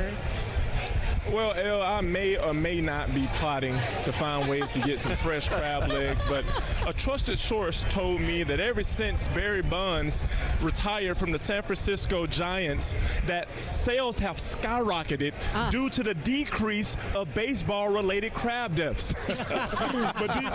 but that's not all, folks. My history with crab legs, y'all may know. And then he goes on for a little bit. But you know what? If Netflix is going to have Jameis Winston on part of the coverage, then maybe I'm going to watch. That's amazing. What a turnaround. Yeah. What a turn. I mean, listen, that just lets you know, in America, anybody, we love a redemption story. And the fact that Jameis Winston is able to do that is pretty fascinating. I love that man so much. I'm so in. Sweet 16 action tonight. We'll take our first look at it coming up next. Florence, and Myrtle Beach. Go to 1075thegame.com and check out our sweet deals, like $50 worth of great eats from Grill Marks for just $25 and a 6-month membership to the YMCA for half price. It's all at 1075thegame.com. Tax issues. They can be pretty tough to deal with. And, you know, if you're not an expert, it can be really hard to get yourself out of. But thankfully, there are experts at your service, and those experts are the experts at the Ecton Law Firm. John Ecton and his team at the Ecton Law Firm have been helping alleviate the stresses of taxes for a long, long time. Any type of tax issue you have, personal income tax issue, business tax issue, doesn't matter. They've worked with all types of situations here in the state of South Carolina, and they are more than qualified with their proven local solutions to help you escape that IRS maze the same way they have helped thousands of families and businesses escape that little bit of a pickle. 803-771-9800 is the number to call to set up a free consultation. And, of course, you can always find more information about the Ecton Law Firm at ectonlawfirm.com. That's ECTON lawfirm.com. Sponsored by Odoo.com. All your business apps in one place. Your business deserves tools to make you feel in control, not overwhelmed. With Odoo's all-in-one, easy-to-use platform, everything is together so you can focus on what matters. Start at Odoo.com today. That's ODOO.com. Hey guys, Wes Mitchell from Gamecock Central here to make sure your business and property parking lots are kept available from any unwanted cars taking up your spots with Schroeder's Towing. For instance, you're coming in hot to the game studios for your show and you park next door in an unauthorized lot with signage that was provided for free from Schroeder's Towing. Next thing you know, the show is in the books and your car is out of the lot. It really is that simple. That's a true story. Call Schroeder's today and keep those unwanted cars out of your lots. Online at schroederstowing.net. Just dial pound 250 and use the keyword tow truck. Schroeder's Towing, the best and fastest hookers in town. Plus tax tags and title with approved credit. Call 888-320-6359 for details. The all-new JT's Kia is officially open with their new state-of-the-art showroom designed to make your buying experience fast, friendly, and hassle-free. Get grand opening 0% financing for 60 months on new Kias. Put no money down and JT's million-mile warranty. Plus savings up to 10 grand off new Kias and up to 5 grand over book value for your trade. Get to JT's Kia today, I-77 at Killian Road or Greystone Boulevard. Darius Rucker is coming home to Columbia. The country music superstar and longtime Gamecock supporter will be joined by Lauren Elena to headline the Garnet and Black Spring Fest on Saturday, April 11th at Colonial Life Arena. Tickets are on sale now at Ticketmaster.com. Come out early for the free pre-concert block party, featuring a meet and greet with football student athletes, food, games for kids, and more. For more information on the Garnet and Black Spring Fest, visit GamecocksOnline.com.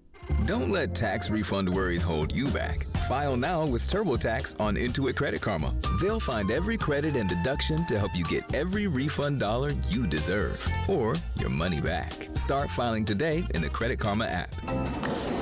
At Average Amy's Coffee Corner, our coffee has caffeine, our muffins are cooked, and our services, well, we're here. Come on by for an average cup of joe. Average doesn't build great businesses. Cumulus Digital does, outperforming industry benchmarks by more than 25%. We deliver smarter digital marketing to over 4,000 local businesses every month and drive real, measurable growth. You're not average. Your marketing results shouldn't be either. Visit cumulusdigital.com to start outperforming today. Inside with Chris Van Vliet. Hey, I'm Chris Van Vliet. Behind-the-scenes conversations with the biggest names in pro wrestling and beyond. How did you know you weren't going to kill Hornswoggle with that move? I didn't. That fall with suicide. I don't know how you survived. Yeah, luck. And special live coverage of the biggest professional wrestling event of the year. If you've ever wanted to know where the best place to watch WrestleMania is, right here. I've got a live show there, Insight Live, on the Thursday night. Pro wrestling at its best. Insight with Chris Van Vliet. Follow and listen on your favorite platform. See you there.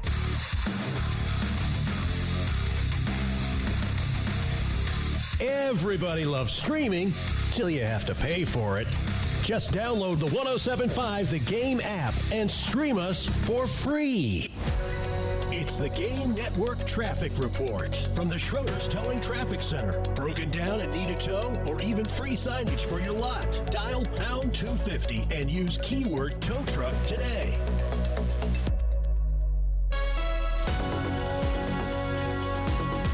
Grove at I-26. We do have a report of an accident there. Also, one I-20 westbound approaching Alpine Road. That's exit 76B.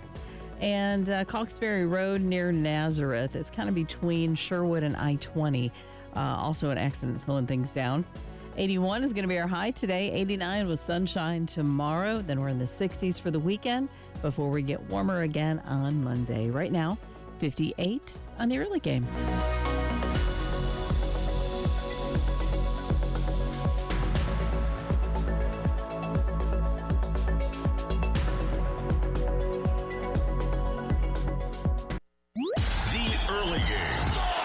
Former Gamecock Preston Thorne, Elijah Campbell, and Jen Jensen on the Game Network, 107.5 Game app, and at the Game TV radio on YouTube. Before we get into tonight's Sweet 16 slate on the men's side, nice reminder here, the American Heart Association Heart Walk is this Saturday. I'll be there. 107.5 The Game will be there, and you can join our team when it comes to walking for the American Heart Association Heart Walk. Again, Saturday, March 28th at Segra Park. It is a really good time. Bring the kids, bring the dogs. It is a really fun environment. I am excited, looking forward to it. And you can register to sign up to walk with us. 1075thegame.com. It is on our website. And you can also donate. We'll tweet out the link for you to be able to donate to the American Heart Association, always one of their best fundraisers that they do every single year. And I like to tell people all the time, you go to the Heart Walk, you can learn CPR in 90 seconds. So learn a life-saving skill in a very short amount of time. But tonight, Sweet 16 action. No shortage of storylines. And I did see a tweet over the weekend when Iowa upset Florida and they would play Nebraska in the Sweet 16 that the game should start with a ceremonial punt. I don't disagree. I also saw on the internet, one of the clever folks out there said that Indiana and Nebraska switched sports this year. They did decide to switch sports. They did sports swap this year. Nebraska football been in the doldrums, to use that term, for a while. And you know what? The basketball team not just won their first NCAA tournament game in their program's history this year. We're in the Sweet 16. They made the second weekend. It's like a little divine intervention, but it happened. That game is at 7:30 tonight on, it says on ESPN, TBS/True TV. Okay. So I guess it'll be simulcasted, on both of them then. So you can take your pick. So if you want to be able to watch, Practical Jokers leading up to the game, I know which one you are going to select. But start off at 7:10, Texas and Purdue. 7:30 is when Iowa, Nebraska will tip off. And then we have the late games. 9:45 on CBS, Arizona, Arkansas. And then 10:05, Houston, Illinois. Clearly, the two best games are the ones that you have to stay up for. Yes. And, maybe one of those games gets bad enough to where I can go to sleep early. But I'm very invested in both of those two late games. The first two, a lot of great storylines, interesting matchups, but it's those two at night, like late at night, Arizona and Arkansas, Houston, Illinois, that I am so locked in on because those are going to be fantastic basketball games. All right, if we go through the first four, we talked about Nebraska. Iowa obviously has a very interesting coach who's been winning at every single level, and he's just doing it again. Is he somebody? Is he too early to be considered for the UNC job? Is it not time yet? I think it would be worth putting on the list. Okay. Not high on the list, but putting on the list because he is just an overall great basketball coach, right? Okay. And I think just being a great basketball coach puts you in the discussion. And his rise, Ben McCollum's rise, is a little meteoric right now. It's in year one. I mean, upsetting Florida and taking them to the Sweet 16 for the first time. Maybe if another Midwest job comes open, a big Midwest job. Yeah.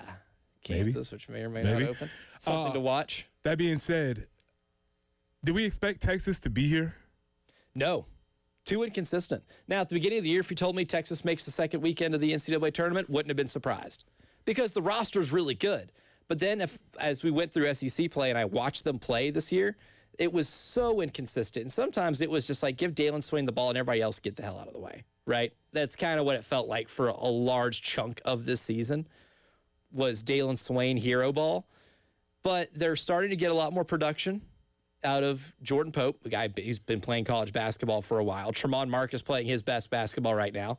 And Modest Vokatitis has been one of the better bigs in college basketball in the last couple weeks. They've kind of put it all together. And remember, like the clip, we couldn't play it clearly because Sean Miller did not FCC-proof the comments in terms of how his team fouls. We foul the bleep out of people. Yeah. He says, you name the foul, we'll do it. And then he goes on to list like 8 different types of fouls in a game and say, we'll do all of it.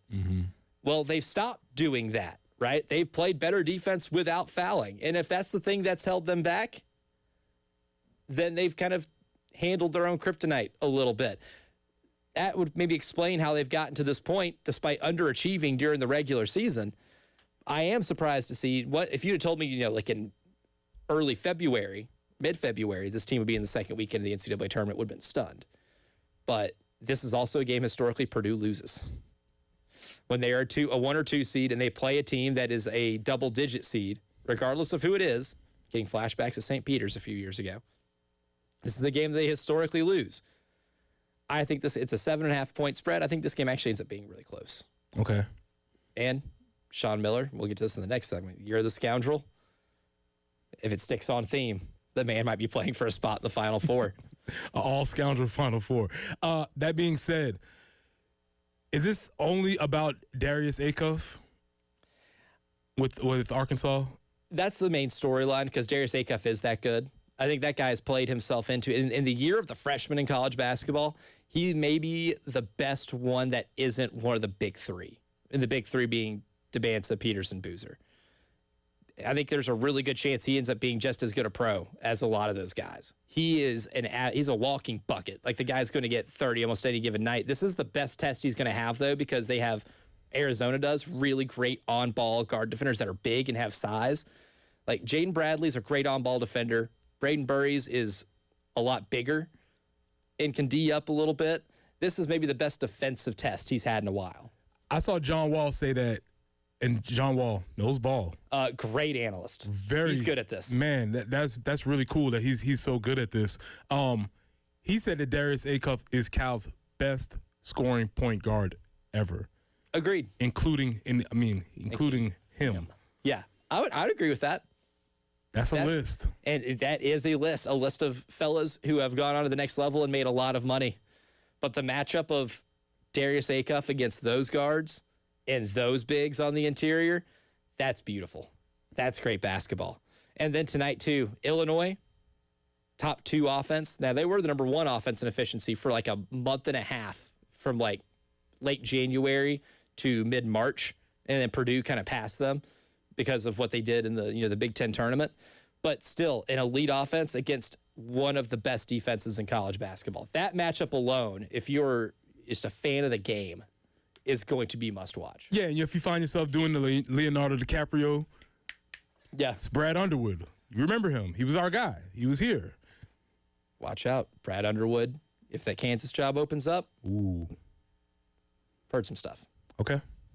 That is possible. Not that it's happening or it's a done deal. I'm not reporting anything, but possibility. You never know. And he's gotten Illinois to a really good spot right now, too, especially if they end up pulling off that win and they're playing in an Elite Eight. Yeah, I think he's going to catch Kansas's attention if Bill Self does retire, which I feel like is probably going to happen. That poor guy's just had so many heart issues, and he's gone through it, and that's a tough job. And I think this Darren Peterson year might have aged him an additional 10 years. Might have just taken him out. Right. That might have made his hair a little bit grayer. No one would consider Bill Self a scoundrel. Not on the scoundrel list. But this has been a great year for the coaching scoundrel. We're going to discuss about what a march it has been and what this tells us about the state of basketball, especially considering one of those FBI investigated scoundrels might be on the move again. We'll tell you who that is coming up next. All my sports. The Game Network. 107.5 The Game in Columbia. 96.9 The Game in Charleston. 100.3 The Game in Myrtle Beach. And 100.5 The Game in Florence.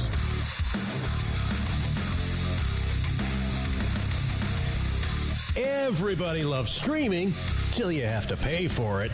Just download the 107.5 The Game app and stream us for free. This is a Westwood One Sports Minute. Is the strong-ass offer back on the table in Baton Rouge? Will Wade could leave NC State to coach LSU again. The Tigers are reportedly closing in on hiring Wade's AD at McNeese, Heath Schroyer, a move many see as the final piece to reunite the Lake Charles posse. Only problem is LSU still has a basketball coach. They're just not going to fire him unless Wade comes to town. I'm Drake Toll.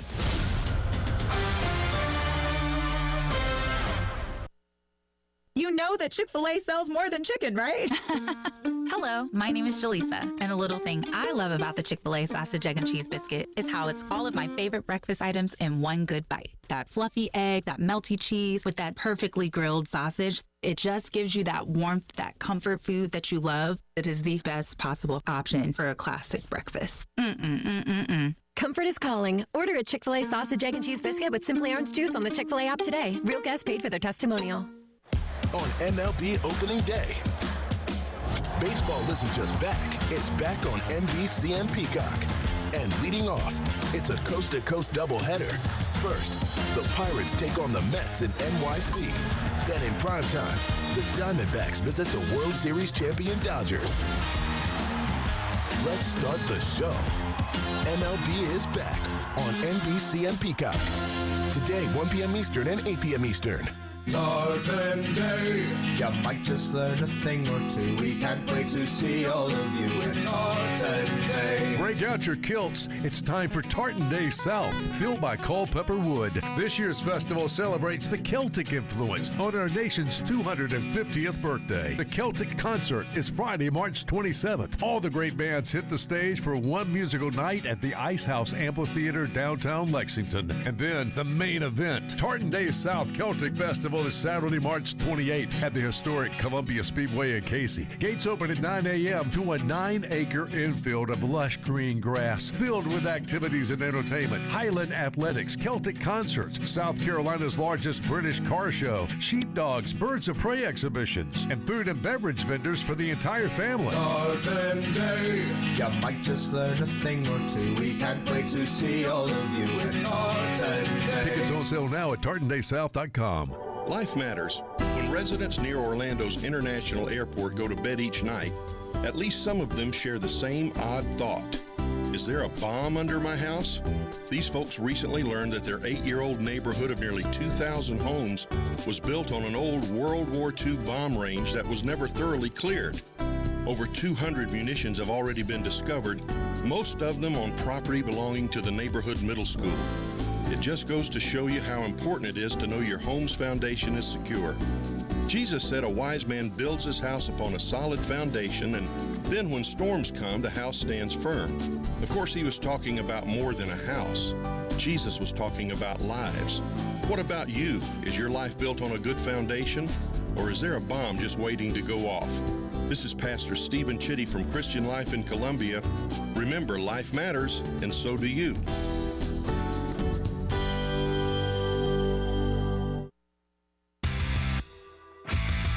Early game with former Gamecock Preston Thorne, Elijah Campbell, and Jen Jensen on the Game Network, 107.5 Game app, and at the Game TV radio on YouTube.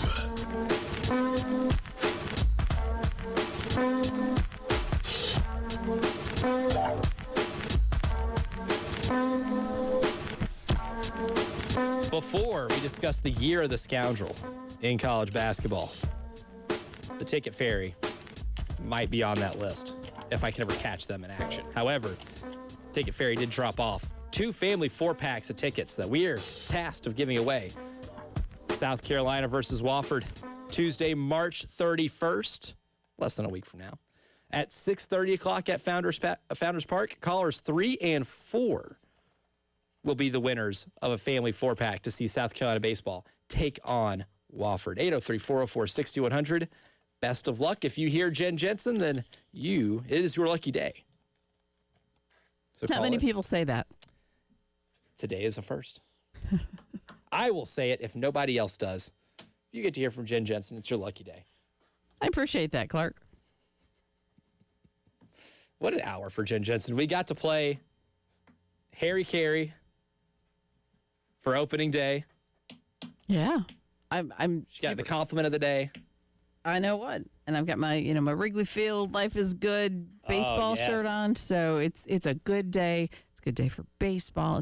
Now it's a good day for me. And yeah, so exactly. I'm going to take my wins and run. If the Cubs win and beat the Nationals, then that puts the cherry on top. Love it. And then if we can get Illinois to win tonight, that would be even better. Yes. I think they got a chance. Yeah. I've got them in the Final Four. So. Ooh. That'll win you a lot of points. It would. I need them right now. Because I don't think a lot of people had Illinois in the Final Four. And they're certainly with good reason. That can. Yeah, certainly a team that can. Houston's really good. But if there's any team that can score on Houston, I think Illinois can score on them. Yeah. That'll make that game certainly really interesting. No scoundrels in that game. I don't think anybody would accuse Kelvin Sampson of being a scoundrel. I think the most scandalous thing he did to get himself fired at Indiana was maybe calling a prospect too many times on his flip phone. The game has certainly changed a lot since then. But when you look at some of the coaches that are still coaching, Sean Miller, Rick Pitino, still coaching scoundrels in this tournament. And the most maybe scoundrel-esque thing to happen, it is reported that Will Wade is potentially on the move. Yes, again. But this time going back to LSU, where he really developed this reputation of being a scoundrel. And it's one of those things where the rumor mill is going pretty hard,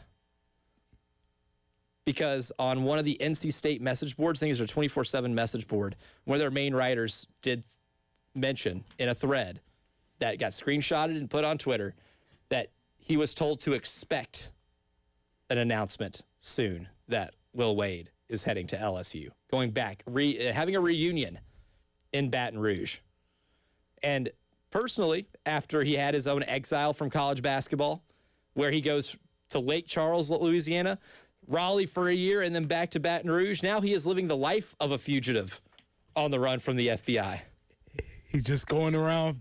He's going to be for a little bit of time at the apartment. He probably didn't even get a permanent address. Oh, because everybody who's been following this LSU athletic director situation, they have all been scooping and saying, like, this is going to happen because the governor got involved. Remember, the governor got involved with the Lane Kiffin hire. Mm-hmm. The governor's involved in this. The governor was bringing his folks from McNeese State to be the new president of the university. That president of the university brings in his guy to be the AD who's specifically in charge of men's basketball. And guess who was his coach at McNeese State? Oh, yeah. Will Wade. This feels like it's going to happen. As you stated, though, the only problem is LSU still has a basketball coach. They haven't fired Matt McMahon. He's just sitting around like, hello, I'm here. And apparently nobody can hear you in coaching purgatory. That's true. Well, and McMahon has done this to himself. Yep. They underachieved this year. They spent a lot of money, spent more money than South Carolina. They were very active in the transfer portal, got a lot of proven dudes at mid-major levels, and they just couldn't get it together. They're the team that finished last in the SEC this season. But see, when I keep going back to the idea of the scoundrel, out of those dudes, as I'm looking, Will Wade's not very likable. No. Sean Miller's not very likable. Even though he's okay. I'd say if I had to rank him, I'd say Will Wade, least likable, Sean Miller, Rick Pitino, extremely likable. Number one scoundrel. In spite of. Yes. Sean Miller does have, that very strange connection to Columbia. Always will. This is true. Was he or wasn't he? Will we ever know? Will we ever know for sure? A mystery I'd like to get to the bottom of one day. Maybe we can get Pablo Torre on that. We need to know. Or Sean Miller's whereabouts during that coaching search. But Rick Pitino, though, in terms of just completely rechanging your image, Sean Miller, Will Wade can take a page out of that book if they want to try to do that, even though I don't think either character is interested in doing that.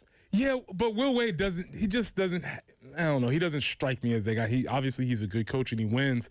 But even this year at NC State, I'm not sure how much that marriage was really, either side was happy with that. I'm not convinced Will Wade liked his own team. Oh, well, he expressly said that several times throughout the year. And it was funny that Sean Miller and Will Wade coached against each other in that first 4 games. 2 guys that were had their phones wiretapped by the FBI. 2 guys that throughout the year were very vocal about their displeasure of their own team and their players.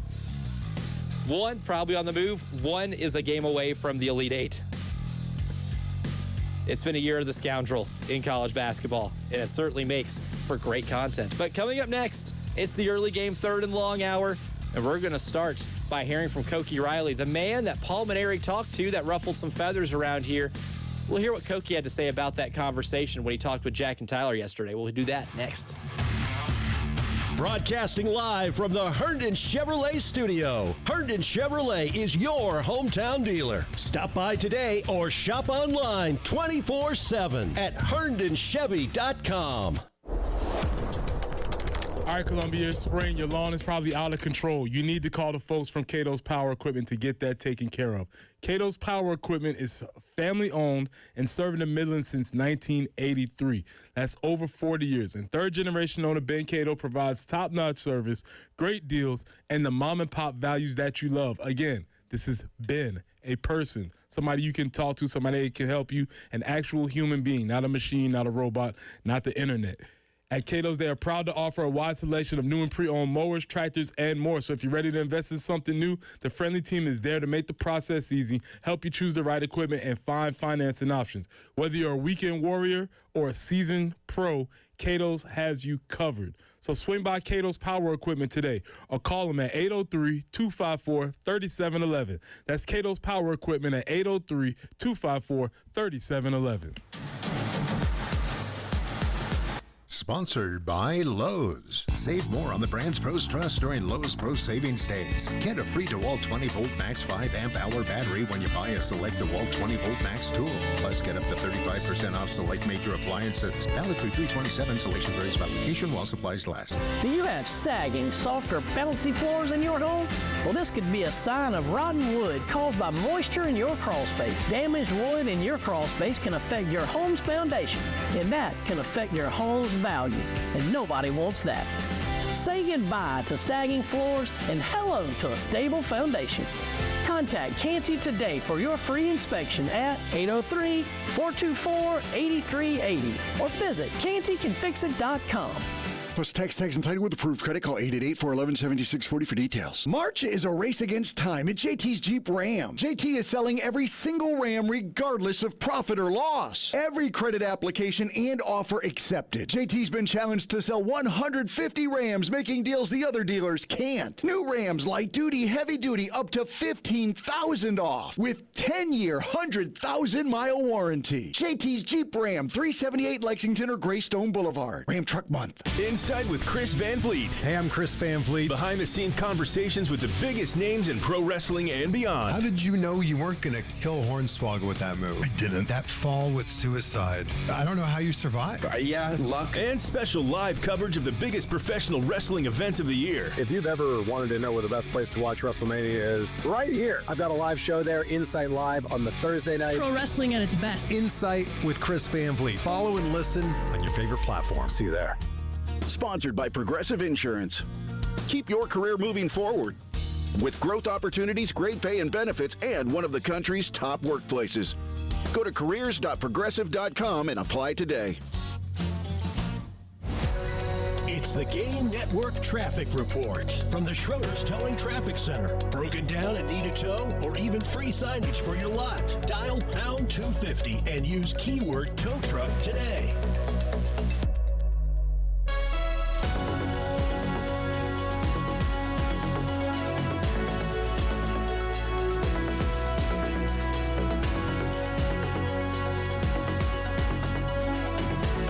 Hawkesbury Road near Nazareth Road, an accident there. We have several to report. Hard scrabble at Faro, also I-20 westbound approaching Alpine Road. I-20 westbound at Wilson Boulevard. It's about 5 miles apart there. Slow going I-26 eastbound between Valentine exit 101 and 104. Also I-77 southbound at Garner's Ferry. Irmo Drive at Lake Murray Boulevard. Longs Pond Road at Bar Road. Percival at Screaming Eagle. One more, Piney Grove at I-26. Your home for the Gamecocks. 107.5 The Game. WNKT Eastover, Columbia. A Cumulus media station. What a catch! The early game with former Gamecock Preston Thorne, Elijah Campbell, and Jen Jensen on the Game Network and streaming on the 107.5 The Game app.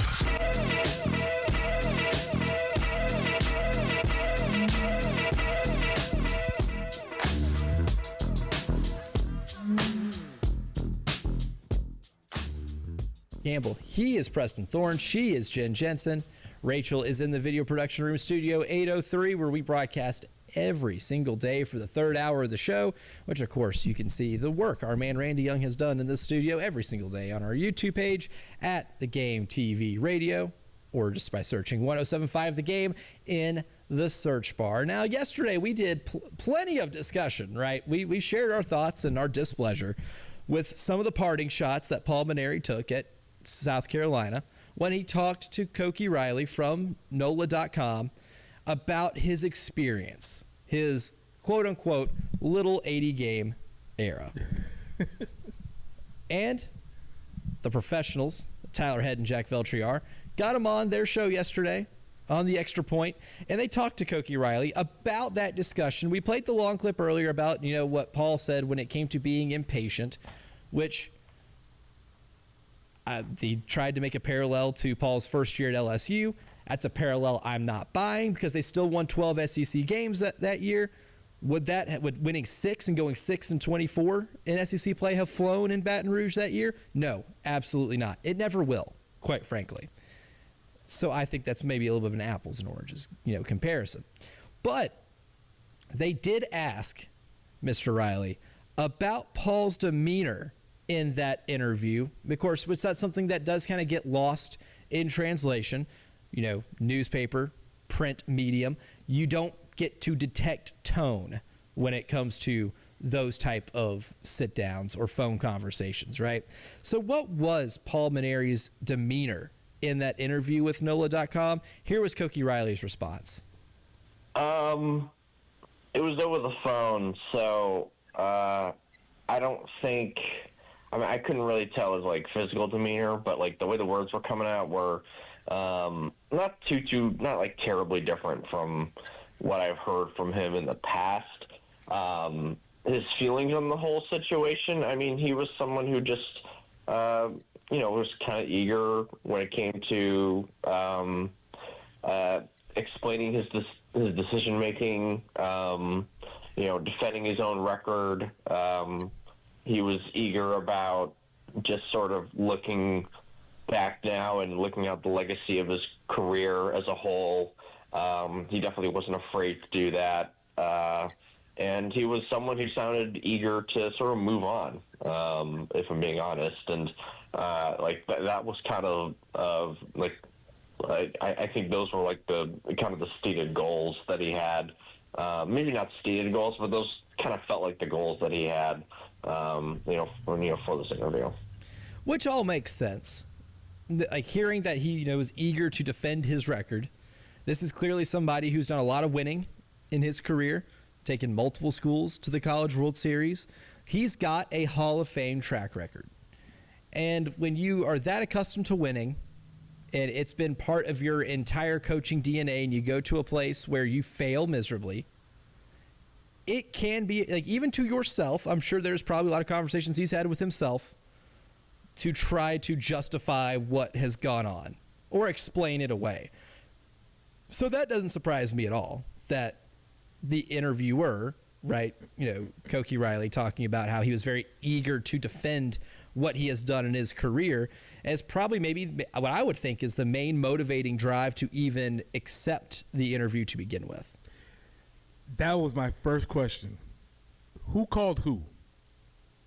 Did Paul call Cokie or did Cokie call Paul? Because I think it matters, because he said what his stated objectives was, and it felt like he was trying to get out ahead of whatever was coming. But I think what he again miscalculated was that this fan base, by and large, was moving on.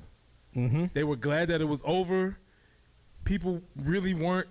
Everybody was on the Monty high after winning the game on Sunday. New coach bump. The era was essentially over, and we would have not have spent any time talking about Paul Mainieri. And that's just sort of the way this fan base is, because I'm the only one around here still talking about Mike Shula. That's me, right? I'm the only one who brings up the old guy. Have a hard time letting that one go. I can't let that one go. But by and large, this fan base, though they suffer, they move on pretty quickly. He's the one that brought this back.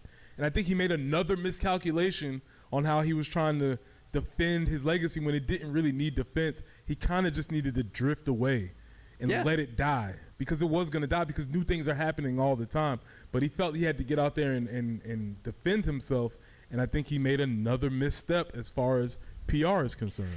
I have such a hard time figuring out if his level of PR savviness, because there's a couple things that he said, even in the 80 games that he was coaching here, where I was like, you probably should know that might not be a great idea to phrase it that way, right? Maybe the point you're making is fine, but maybe the phrasing is what's going to make it a head scratcher or, an article, right? Like when he talked last year about, I didn't know, everybody's throwing this hard. The uptick in velocity kind of caught me by surprise. I think a lot of people that have been following college baseball for a while said, dude, this is kind of how it's been. How locked in or how tuned in were you truly to the sport in your time away from it? And I think that was a valid question. That response, or the way he phrased that answer, made that response valid. Or after the first weekend of this season, right?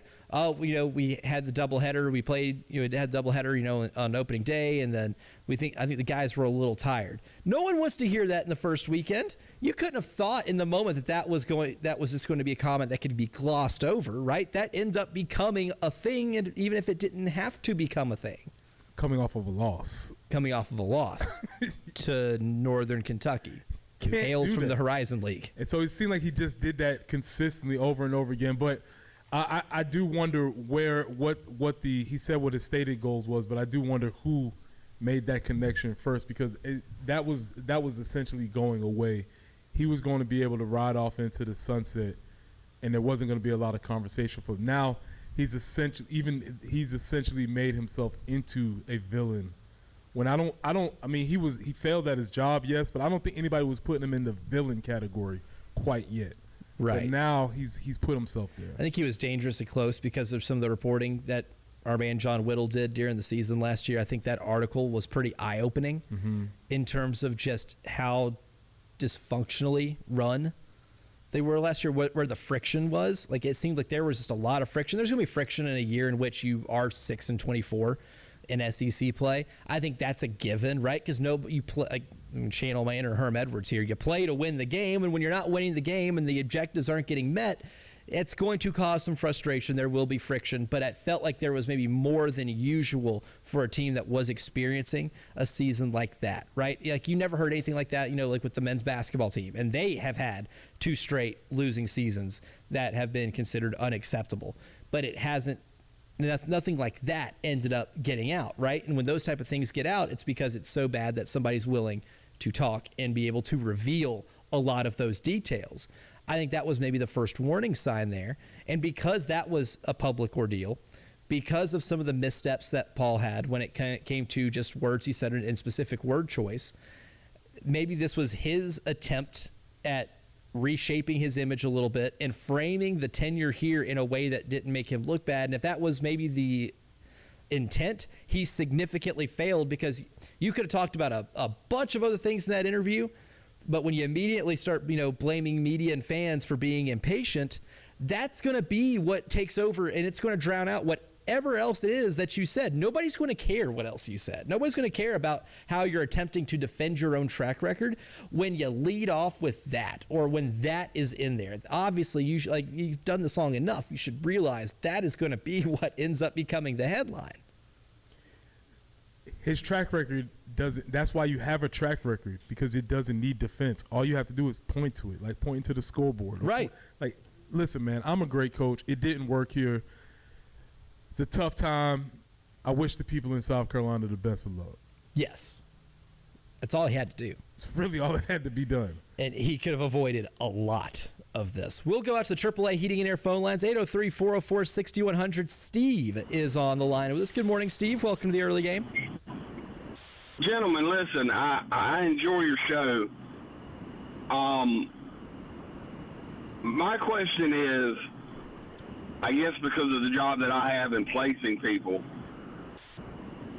where was Ray? I mean, I've heard a lot about Paul Mainieri and his statements, but where does the blame fall on Ray Tanner when he's interviewing the guy and he's living in a 2-bedroom apartment for 2 years? And I'm not defending Paul Mainieri. I've never liked Paul Mainieri, even when we hired Paul. I said it was a bad hire, not for various reasons. I didn't know until yesterday he lived in a 2-bedroom apartment by himself for most of 2 years. Now, if I'm young and single, or young and married, and trying to make a name for myself, I understand that.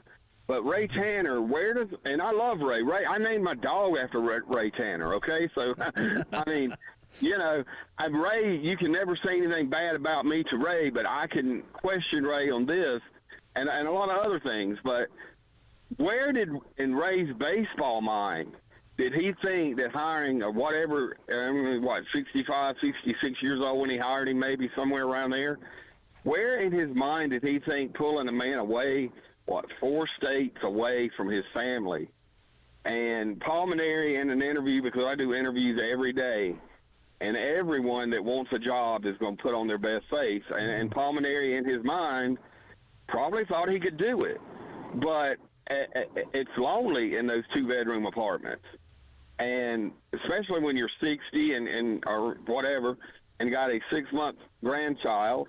Mm-hmm. I mean, my question goes to Ray Tanner. Why did we have to hire Paul Mainieri? Or was it just Ray Tanner looking for a splash hire, or was there nobody else available? And I'll hang up and listen to you guys. I enjoy your show. Y'all bring some very good insights. And also, just want to throw this in there, too. One of the most fun teams that I've watched at South Carolina in the last 25, I guess it's 26, no, it's 27 years now, was that 0-11 football team, guys. And I know one of you played on that, but we had season tickets back then, and there was not a time that I ever questioned an effort on an 0-11 football team. Now you question efforts when teams lose 3 games and get out of championship contention. But I just want to give a shout-out to that 0-11 team because, it was brutal sometimes watching it. And but at the same time, never did I walk out of Williams-Brice Stadium or any away stadium that we went to that year and say, I could not say those guys, you guys gave it 100% every week. So anyway, thank you. And I just want to hear your opinion on the Ray Tanner situation. Mm-hmm. All right. Thanks, Certainly. Guys. Take care. Appreciate the call, Steve. Yeah. It's a great insight because there are a couple of things here. I think Ray deserves a lot of blame for this because this is something you probably could have scoped out. I think part of the conversation of bringing him here is, hey, is your family coming with you? Is this something they would like to do? And if the answer you got was no, but I can make it work, probably a red flag. Right? Because he's going to miss his family, right? Like, I don't blame anybody for doing that. And look, I can sympathize a little bit, right? I, myself, as someone who moved states away from my friends and family to pursue a job and a dream, I get it, right? There are many times that I miss my family. There are many times that I spend afternoons on the phone with them or when I can't go home for Thanksgiving. That does hurt a little bit. I get it. I can relate to that a little bit, but I tell myself all the time, this is the life I chose, and I chose this for a reason, and that gets me through a lot of it. That was the life that Paul Mainieri chose. So while I can understand it to a degree, it's still something you chose to do. And if that is something that is that important to him, I have a hard time believing it didn't just come up in conversation. I don't think the conversation said, hey, Paul, oh, hey, Ray, yeah, you want to come coach us for a little bit? Oh, yeah, sure. All right, good talk. Hang up. That's not how that goes.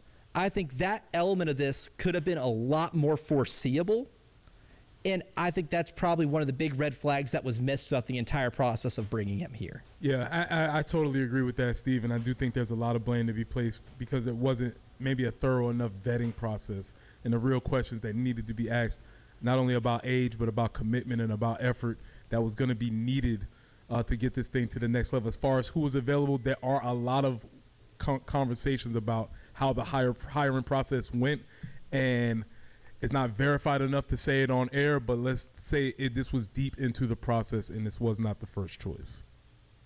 Coming up next, though, it's our last part of the early game third long hour goes deep in terms of pulling coaches out of retirement. We'll discuss what it takes to succeed for those coaches next here in the early game. Hour of in-show listening on 107.5. The Game is sponsored by QC Kinetics in West Columbia, the non-surgical regenerative orthopedic specialists of the Midlands.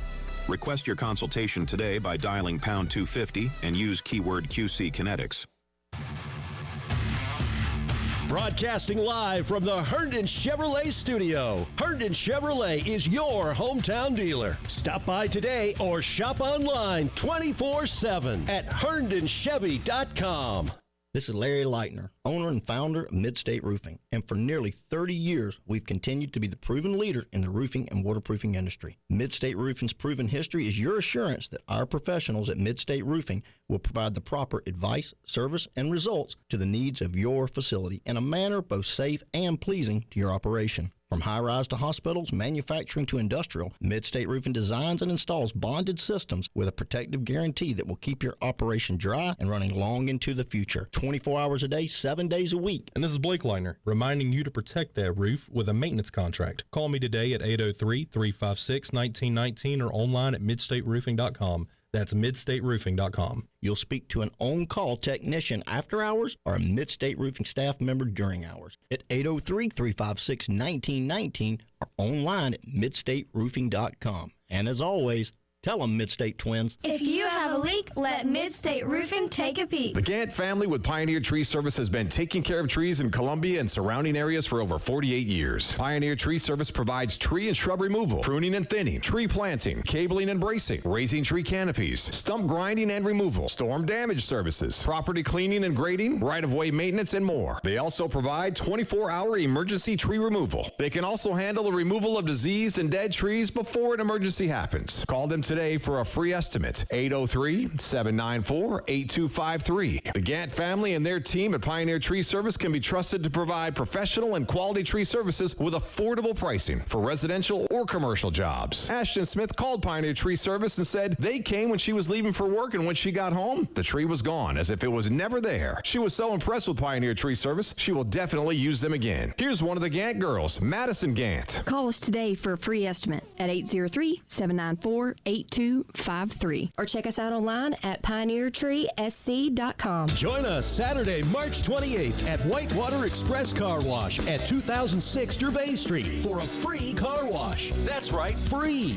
And if you can't make it to Gervais Street, you can stop by any of their 4 Columbia locations on March 28th and get a free wash. While you're there, sign up for unlimited washes and get your first month as low as $5 and grab some giveaways. See you March 28th at 2006 Gervais Street or at any of their Columbia locations. There's no wash like a Whitewater wash. Boot and hat season is upon us, y'all. Pistol Creek has all those favorites from out west. Boots by Ariat, Justin, Tony Lama, Thoroughgood, Lou Casey, Dan Post, Dingo, and more. Pistol Creek has Columbia's largest selection of boots and hats. Hundreds to choose from. Get one for him and one for her. And don't ignore them little buckaroos. Pistol Creek West, 4350 St. Andrews Road, 10 to 7:30 Monday through Friday, 10 to 6:30 Saturday. Hats and boots for work, play, and every day. Pistol Creek West. Plus tax tags and title with approved credit. Call 888-320-6359 for details. The all-new JT's Kia is officially open with their new state-of-the-art showroom designed to make your buying experience fast, friendly, and hassle-free. Get grand opening 0% financing for 60 months on new Kias. Put no money down and JT's million-mile warranty. Plus savings up to 10 grand off new Kias and up to 5 grand over book value for your trade. Get to JT's Kia today, I-77 at Killian Road or Greystone Boulevard.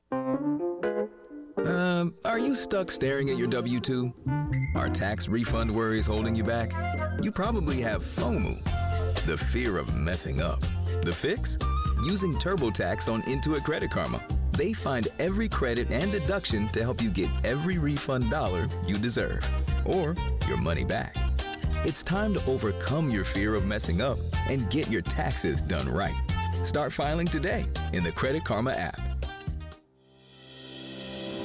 2025 marks a monumental milestone for our nation as we celebrate the 250th anniversary of the United States Marine Corps. Since 1775, Marines have fought for our country and defended our freedoms with honor, courage, and commitment. Join the Marine Corps Heritage Foundation at events across the nation to celebrate the Marine Corps' 250th birthday and to recognize every Marine who has served our country. Visit marine250.com to join the celebration. That's marine250.com. It's the Game Network Traffic Report from the Schroeder's Towing Traffic Center. Broken down and need a tow or even free signage for your lot? Dial pound 250 and use keyword tow truck today. It has gotten increasingly busy on the highway this morning. Cox Ferry Road near Nazareth, also an accident. Hardscrabble Road near Jasmine Place Drive, right there at I-77. Hardscrabble at Faro. Also an accident, I-20 westbound at Wilson Boulevard. I-77 southbound at Percival Road. I-77 southbound at Garner's Ferry Road. Irma Drive at Lake Murray Boulevard. Longs Pond Road at Bar Road, and Percival at Screaming Eagle. So do be careful out there. Lots of slowdowns.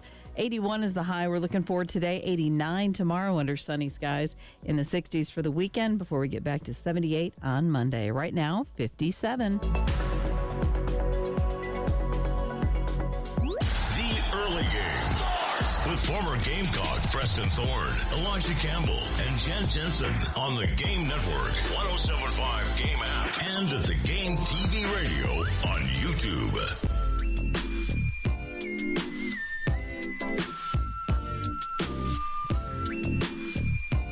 Before we bring our man Josh Harris on for the Croy Pool Solutions Checkered Flag Challenge, that is the next segment. But first, we have to do the last part of the early game. Third long hour goes deep, pulling coaches out of retirement. Now, this has been a hot topic this week because of the departure of Paul Mainieri and how the experiment didn't work here, right? You're 6-28 in the SEC games in which he coached. You missed out on any postseason play last year. You're in a position, again, to miss postseason play, barring anything crazy. And I think it would take a whole lot to be able to get yourself into the postseason. We talked about some of the specific examples as to coaches who have been able to successfully return to their sports after being out of the game, retirement, hiatus, whatever, and coming back in and being able to be successful. And we've also mentioned the ones where it hasn't worked. And not every situation is going to be the same. But if you want to look at the reasons why these things can work, how adaptable the coaches are, I think, is the one common denominator. But what does that adaptability look like? And to me, the couple things that I thought of are fresh voices in the room, right? You don't have cronies, in the office with you that are going to be yes men or maybe people that you've worked with for a long time. Having a fresh perspective when the game is, whatever game it is, baseball, football, basketball, ever evolving. Right? There are trends that happen in the modern sports that make the games a little different or make the keys to success a little different than they might have been even 10 years ago. Right? And we see with certain sports that evolution has kind of occurred faster than it normally would have. Technology, knowledge, advancements in, analytics and statistics, those type of things can change what a game looks like, even at a fundamental level. Having those fresh voices, change of scheme and strategy to adjust to those things, to me, were the first two things that I could think of when it comes to how a coach has to adapt to be able to pull off being out of the game for a while, coming back and winning somewhere else they've never won before. Well, I don't have to go outside of my own personal history to look at that exactly what you said, because when Lou Holtz came out of retirement to coach the University of South Carolina, he came back in his first year, went promptly 0-11, in which he stated to the team that Brad Scott deserves a trophy this damn big for winning one game with y'all sorry ass. And I quote. But after that year, he gets these he had the fresh voices, but he lets them cook. Skip Holtz and Charlie Strong. Skip Holtz brings this thing in called the spread, where all of a sudden they're running plays out of the shotgun, something that Lou Holtz had never done before. Charlie Strong is bringing in this new defense, the 3-3-5. It's this new exotic thing that's happening. And so Lou Holtz has to let the young guys cook and play this new style of football. He's not running the triple option or the T formation anymore. He's letting these new things happen, and all of a sudden you start to see some results. And that was to his credit that he let those young, fresh voices with a new take on the game he kept his principles in place. He was still the captain of the ship, but he was letting his co-captains really, really cook. And I think that I saw that with my own eyes. And if you want to look at an example, especially in the world of college football, that has run completely counter to that, I would look and say North Carolina in football this year with Bill Belichick coming in. Michael Lombardi, he brings in his buddy. There's my buddy. Correct. Makes him the highest paid GM in the sport. I don't know how many times Michael Lombardi is telling Bill Belichick no on certain things. Now, like Lou Holtz, where Skip, his son, is the offense coordinator, Bill brought in his son, Steve, to be the defensive coordinator. But maybe that adaptation isn't happening to maybe let him cook? How much of a voice is Bill Belichick in that room? How many other people has he brought with him to this program that have worked with him and are probably not going to tell him no a lot? There are a lot of people that would be very qualified to do some of those jobs inside that building that are college football lifers or people that have been ahead of the game when it comes to the advancement of it and what the changes and trends are. That probably could have helped him out a whole lot, because that team looked like a team coached by somebody who was figuring out, oh, this college game is a lot different than it was, back when my dad coached, right? You get a lot of that. That team just had the appearance of having a coach who has not been able to adapt well enough. Yeah, and that's the thing, because you feel like you come out of retirement, you want to bring back what you were doing. And yes, you can bring back the fundamentals and the underlying principles of what you're doing, but strategy's evolving and changing in every day. And if you're not in it, you get lost. Like, even for myself, I haven't coached in a long time, and so I have to continuously update my own knowledge, and so that I'm not referencing something that we don't do anymore in the game. And that happens very, very quickly in any industry. Yeah, right? Whatever industry you're in, if you step out for a little while and you come back, all of a sudden they're doing things a little bit different. And that's probably the biggest key, I think, for somebody coming out of retirement, is they have to come back with the same principles, with the same leadership things that we're talking about. Maybe this goes back to the conversation we had about Lenoris. A coach that's coming out of retirement, you're coming back to be the leader of this organization. But maybe not necessarily for the strategical things, because we need other people to handle those. Right. You may run into just to be the stabilizing presence, which there's a lot of value to, right? Absolutely. Football, basketball, baseball. There's more than just like the scheme and the strategy. There is the leadership aspect, and then there is the stabilizing presence that helps you win games. Even if it's not the way you won games in your previous stops in your career or at different stages, there is still a fundamental aspect that helps you win those games now. Yeah, and you have to be able to bring those things. You have to be able to bring those things with you, and that's what the importance of staying in the game is really important. When we're looking at these Sweet 16 old guys, the expendables that are still there, those dudes have not stopped, and so yes, they're still playing a lot of the similar. I mean, a Tom Izzo team in 2026 kind of looks like the team that Mateen Cleaves played on, right? But I'm sure there have been some slight differences, maybe not in just strategy, but maybe the way he coaches it, and he's evolved with time. And so I think the key to being an old coach is to not stop. Oh, certainly, and have that evolve. Like even Rick Pitino didn't take time off. He went to Greece. Right. And probably learned a few things in Greece about basketball and the changes in it. Before we get out of here, though, we got about 30 seconds left on the AAA Heating and Air phone lines. Hank, you'll get the last word here in this segment about Paul Maneri. Yeah, I was calling about the whole Ray Tanner thing. I've heard a lot of people get on about Tanner, but as a former high school principal, you make a lot of hires, and some of the ones you think are going to be the best things turned out to be the worst things, and vice versa. But the other part of it is, I think if we would got out of our way, we'd have been all right. If Carolina fans would have been all right with saying, okay, we're going on for Kingston, but we're going to hire Monty Lee, who had already been here before, even though he had just been let go by Clemson, even though he had really good years at Clemson, he just couldn't get out the regional, we'd have been fine. I think Tanner hired Maneri to try to pacify that little buffer to get Lee into the job, and he probably wouldn't have done it if he thought that the Carolina fans could kind of see past the fact that Lee had just left Clemson. To come straight into this job, and you just make a bold move because everybody's always wanted Monty here. Appreciate the call, Hank. Yeah, that's a really good point. We'll elaborate on that a little bit later, but coming up next, it's the Corley Pool Solutions Checker Flag Challenge with our man Josh Harris next. All my sports. The Game Network. 107.5 The Game in Columbia. 96.9 The Game in Charleston. 100.3 The Game in Myrtle Beach. And 100.5 The Game in Florence. Powered by Integrated Media. The Game TV. Sponsored by Shepherd's Glass. For auto, home, and commercial glass. ShepherdsGlass.com. In Chapin and West Columbia. The Game TV. Sponsored by Shepherd's Glass. Shepherd's Glass. Are you looking to do some updates this spring? Maybe need some countertops in your house or vanities, showers, tub surrounds, maybe even updating a fireplace or custom hardscapes?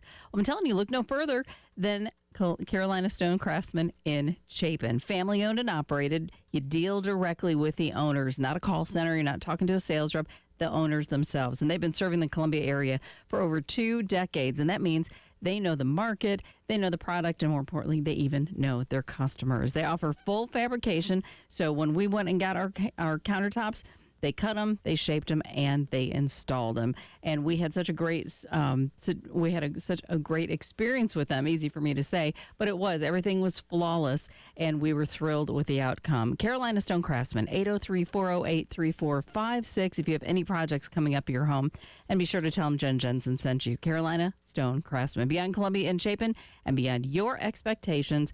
Check them out, carolinastonecraftsman.com. Allstate. Some people just know you can save money on car insurance by checking Allstate first. Those people are probably saving a carload of cash right now. So what are you waiting for?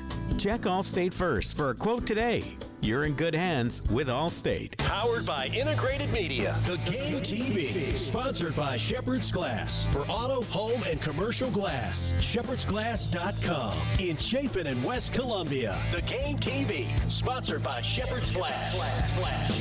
Running a business means wearing multiple hats. So if you're like me, you probably started out using your personal phone, taking client calls and texts nonstop. As my business grew, I needed something smarter. That's when I switched to Quo, the #1 business phone system. Quo works right on your phone or computer. No carrying 2 phones, no clunky landline, just one easy app you can try for free. Your team can share one number and handle calls and texts together like a shared inbox. Any teammate can jump into the conversation, so customers get faster responses. And Quo's AI assistant summarizes your calls and responds to customers 24/7, so you never miss a lead or opportunity. All this starts at just $15 a month. That's basically 2 coffees. You can even keep your current business phone number. Find out why 90,000 businesses trust Quo. No missed calls, no missed customers. Try Quo for free at quo.com/sports. That's quo.com/sports to try Quo free. QUO.com/SPORTS. Some things are meant to be together. Perfect pairs. The combos we all know and love. Like beaches and sand in your toes. A good book and the park.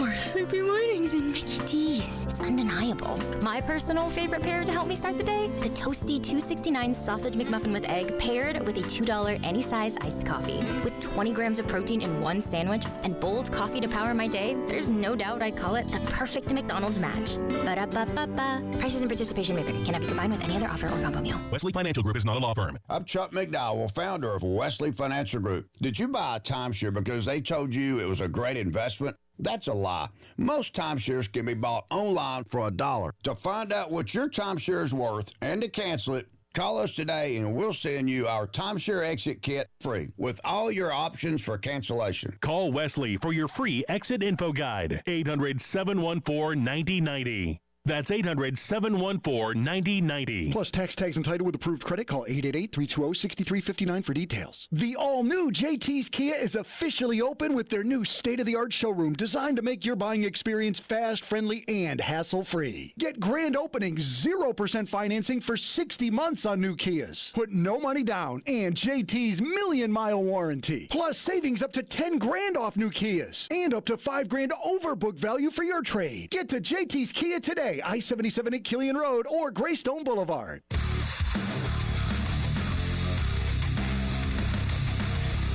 Everybody loves streaming till you have to pay for it. Just download the 107.5 The Game app and stream us for free. It's the Game Network Traffic Report from the Schroeder's Towing Traffic Center. Broken down and need a tow or even free signage for your lot? Dial pound 250 and use keyword tow truck today. Heavy traffic I-20 eastbound between Bush River Road and Broad River Road. It's a 2-mile stretch where traffic is heavy. Few accidents still remain. Percival Road at Screaming Eagle Road. Also I-77 southbound at Garner's Ferry Road. Also at Percival Road. I-26 eastbound between Harbison and I-20. That's slow going per usual. I-20 westbound at Wilson Boulevard, an accident. Hard scrabble at Faro. Also hard scrabble near Jasmine Place Road. That's kind of there at I-77. So really busy out there this morning. 81, that's going to be our high today. 89 tomorrow. Kind of holding steady at 59 right now.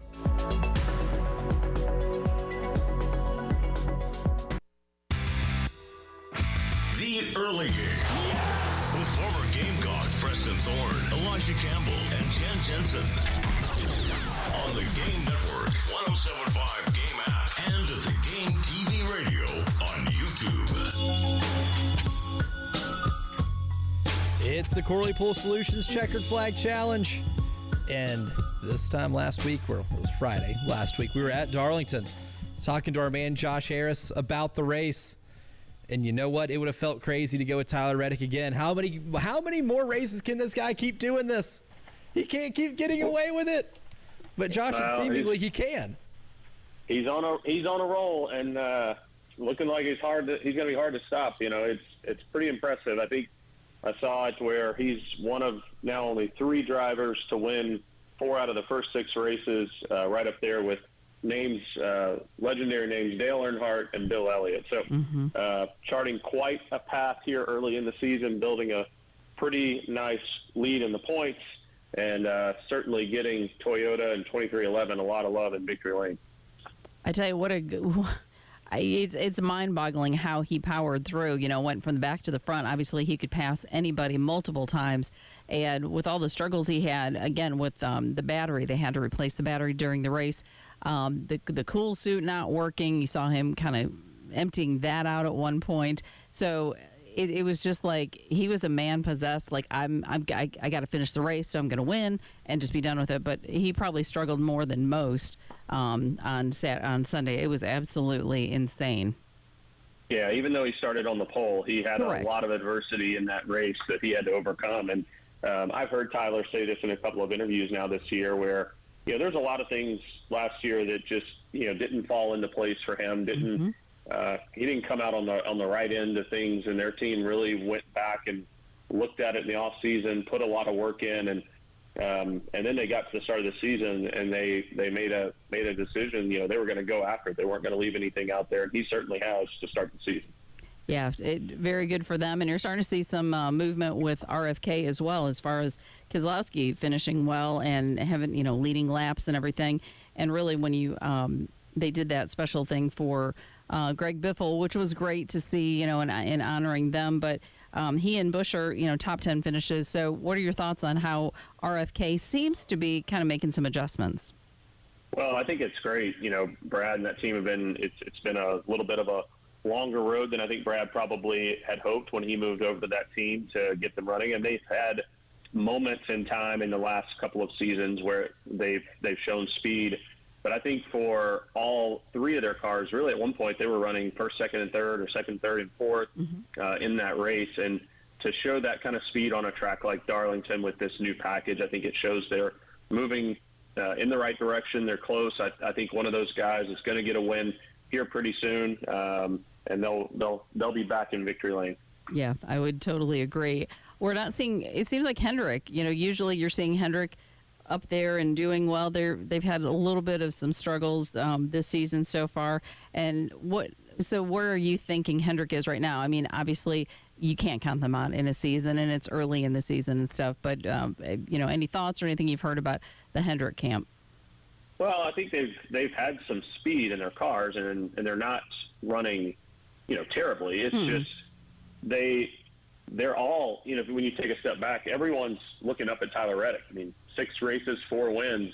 He's not leaving much room for anyone else. And then you got Denny Hamlin with one of those wins. So I think, if you look ahead, Hendrick's heading to some tracks, including this weekend, where they've had a lot of success in the past, and I wouldn't be surprised to see them back taking a checkered flag here pretty soon. Yeah, that was kind of my thought, as far as I know that Martinsville is pretty good as far as Hendrick is concerned. Leading the way for the Chevys in general, Hocevar, he was pretty darn impressive this weekend. And again, he had started in the back and made his way through traffic and stuff like that. So it looks like kind of the young gun he's kind of showing some more prowess, maybe not irritating people quite as much. At least, he's been a little more quiet. But what do you think of the young guy? How's your Hocevar doing? Oh, he's doing great. Spire Motorsports has continued to invest in their overall organization. In the last couple of years, they brought on some additional investors, and you can tell that they're showing now the speed on the racetrack. And Carson is very talented, and I think, he showed that on Sunday again. This new horsepower package, I think, fits drivers that can live a little bit on the edge, with higher horsepower, lower downforce. It seems to fit him. But then you don't have to look too far down the leaderboard to see his teammate, Daniel Suarez, who moved over to that team, finished in the top 10 as well. So I think it's good for Carson. It's showing his talent, but also I think showing a little bit of the strength and the depth early in the season of Spire Motorsports. Yeah, I would agree, and it's going to be fun to see how he does for sure this weekend, because still in that same package. Darius Rucker, well, that was the news for any music fans and for South Carolinians, kind of taking part in being a part owner now in Legacy Motorsports. That was kind of an exciting announcement, and I think that, again, just branches out to more people to bring more eyes to the sport, perhaps. Yeah, I thought it was really cool to see that come out yesterday, and obviously being the strong South Carolina connection that Darius has, that's pretty cool for us here in the state. And I think Jimmy Johnson, when you think about a team owner, Jimmy's probably looking to do things a little differently than the traditional team owner model. I think he's showing that, and it's a little bit, the path of Denny with bringing on Michael Jordan as an investor in their team. But then also, I think it's going to try to expand what they do and the offerings they can bring to their partners outside of just motorsports, and perhaps in the music industry as well. So I love to see these partnerships with, outside of, call it the four walls of our racetracks, coming together, and always good to see a guy like Darius get involved. I agree. I think, the potential engagement for sports fans, for race fans, music fans, I just think it's all just really, really beneficial for the sport. So we get to the point where we are in the picks, and Josh, you're taking Reddick, got you the win, and now you're in the lead this week. So 33 points for you, 28 for Preston and for me, and Reggie and Elijah are tied at 23. So still a pretty close contest overall. So Elijah, what are your thoughts, and where would you like to go? Who picks first? Is it Elijah? Is it Reggie? Rock, paper, scissors? I say we just make the executive decision. If Reggie's not coming in and being part of this live, I think tie goes to the live participant. Agreed. Okay. I can go with that. Yeah, I will selfishly take the first pick here. Sorry, Reggie. And you know what? Being last is fine. If I'm tied with Reggie, that means I'm helping keeping him back. Tyler Reddick can't do it again, can he? It's a sentence I've been saying a lot, but I am going to eventually fading. It's going to work eventually, right? So I'm going to go with Kyle Larson here. Okay, Kyle Larson, excellent. That means that Reggie, he is going to take Denny Hamlin, which is a good call because he's won there about 6 times. So definitely going with a favorite. All right, Preston, I will defer to you. Okay, so I was looking through my picks. I have my sources. I've done some reading. And you talked to Tyler. You said I did talk to Tyler, but I have to confirm and trust. And you said RFK, and his driver was an RFK driver. So I'm going with somebody I've never picked before, the young gun, Ryan Preece. Oh my goodness! Look at you going outside the box. Very well done. All right. Well, we're short on time, so I'm going to say Joey Logano has got to get a win. So that takes us to Josh. Well, I think Hendrick's got a good shot, but I can't leave Ryan Blaney sitting out there and not take him. So give me Ryan Blaney. Yeah, good call. He's one of the top 3 favorites. So, yep, good call. Always a good call. Josh, appreciate your time as always. Good sir. Look forward to talking to you again next week. All right. Y'all have a good one. Appreciate you. Good stuff from Josh. He's always the winner. We'll give you our winners of today's show coming up next. Wow, what a play. The Game Network. Columbia, Charleston, Florence, and Myrtle Beach. Gamecock Fans, get ready for something new this season. Charleston now has a new station for Carolina sports talk. Dial in to 96.9 The Game on HD3. Head to 96.9 FM and on an HD radio, punch into HD Channel 3. You'll unleash live Carolina coverage you can listen to all day long. New on HD3. It's 96.9 The Game HD3, South Carolina's newest sports station. This is a Westwood One Sports Minute. Mark your calendars for a Wednesday night. The NFL just announced the defending champion Seattle Seahawks will kick off the 2026 season on September 9th on a Wednesday because the game is in Australia. The Super Bowl champions of American football playing in Australia on a Wednesday. That doesn't seem very American. It's not. I'm Drake Toll.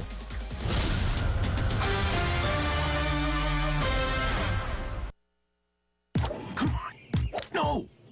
It's just a golf lesson, champ. Loosen up. I can't. See that Hyundai Santa Fe? Yeah. I only paid to know Finish up on your own. I gotta run. Deal's so right, it almost feels wrong. The Hyundai Getaway Sales Event. Get 0% APR for 60 months, plus 0 payments for 90 days on the Hyundai Tucson, Tucson Hybrid, Santa Fe, or Santa Fe Hybrid. Now, during the Hyundai Getaway Sales Event. Hurry, offer ends March 31st. Call 562-314-4603 for details. This is the highlight of my morning. Hey, what's up? It's Island. And I'm Josh. And a little thing we love about the Chick-fil-A Bacon, Egg, and Cheese Biscuit is that it's our go-to morning comfort. You've got that nice golden fluffy egg. With a soft, flaky biscuit. Crispy bacon. Melty cheese. You want something quick, you want something convenient, but most of all, you want something good. There's no better way to start your morning. There we go. Start off the morning with a Chick-fil-A Bacon, Egg, and Cheese Biscuit with Simply Orange Juice. Order on the Chick-fil-A app today. Real guests paid for their testimonials. Are you drowning in IRS tax debt? I owe the IRS $37,000. Get ready for a toll-free hotline. Take advantage of new IRS tax forgiveness programs that may protect you from IRS collection agencies. They have the power to garnish your wages, put liens on your property, and levy your bank account. Civic Tax Relief can help protect you from the IRS. Civic Tax Relief basically represented me against the IRS, and by the time everything was completed, I didn't owe the IRS anything. Find out about the Fresh Start program that is now available through Civic Tax Relief. Civic Tax Relief's special tax hotline can help you discover all the relief programs available for free. I would recommend anyone who has a tax problem to contact Civic Tax Relief. Just call 800-506-5803. 800-506-5803. Don't wait. Call now. 800-506-5803. 800-506-5803. Must qualify for enrollment. Results may vary. Are you drowning in IRS tax debt? I owe the IRS $37,000. Get ready for a toll-free hotline. Take advantage of new IRS tax forgiveness programs that may protect you from IRS collection agencies. They have the power to garnish your wages, put liens on your property, and levy your bank account. Civic Tax Relief can help protect you from the IRS. Civic Tax Relief basically represented me against the IRS, and by the time everything was completed, I didn't owe the IRS anything. Find out about the Fresh Start program that is now available through Civic Tax Relief. Civic Tax Relief's special tax hotline can help you discover all the relief programs available for free. I would recommend anyone who has a tax problem to contact Civic Tax Relief. Just call 800-506-5803. 800-506-5803. Don't wait. Call now.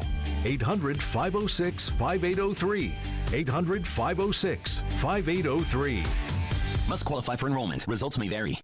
The early game with former Gamecock Preston Thorne, Elijah Campbell, and Jen Jensen on the Game Network, 107.5 Game app, and at the Game TV radio on YouTube. It is more about them than it is about the team.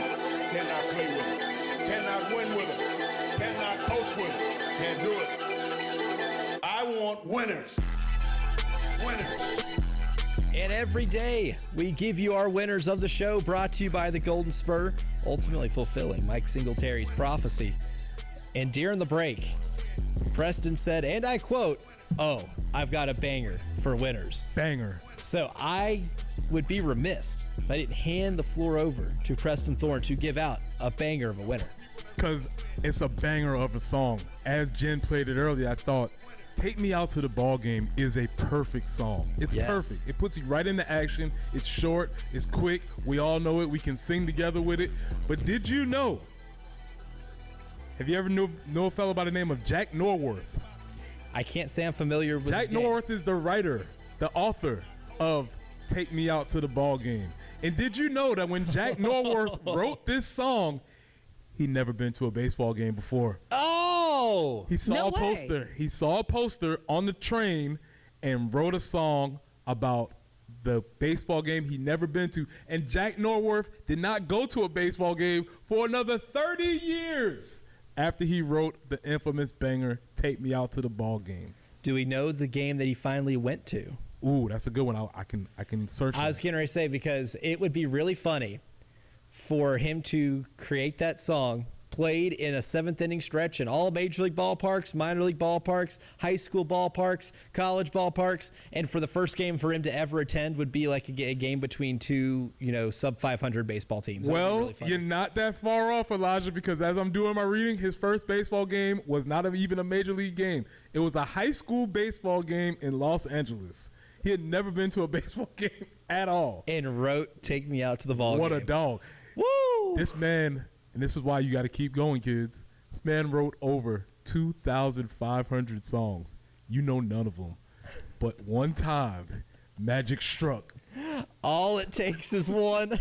All it takes is one. And he cooked. Did he get to capitalize on that at all financially? Well, I think you know how this story goes. Yeah, I had a feeling. I had a hunch. I think you know how this story goes. But I was hoping maybe, just maybe. Well, he wrote the song. He did get credit for writing the song. He did not perform the song. So Edward Meeker performed the song first as the first official version of the song. And actually, when we listen to the song Take Me Out to the Ball Game, the song is really about a woman named Casey.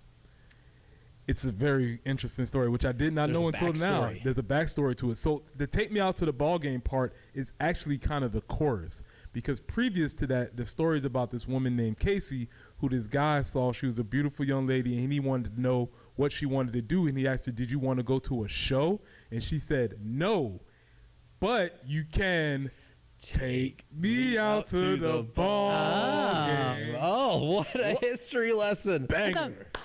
I thought maybe she wanted to go to bat. Mm-hmm. Casey at bat. Mm-hmm. Was that the sequel? Yeah, this is where it gets very interesting. That, not oftentimes is my mind blown in that capacity. I felt like it just melted. That's nuts. Fire. That's pretty good. Wrote over 2,500 songs. And he had the one. You just got to get the one, man. This guy's like David Tyree of songwriting. And inspiration struck him on the train. He was just on the train. He saw an advertisement. He was like, man, that's cool. Let me write a song about it. Let me write the one song in my life that people are going to know forever. Correct. And it's a banger. Still holds. Still holds. What was that name again for everybody? And for Jack Norworth. Jack Norworth. Jack Norworth, and the composer of the tune was Albert Tilzer. So you have the writer and the composer.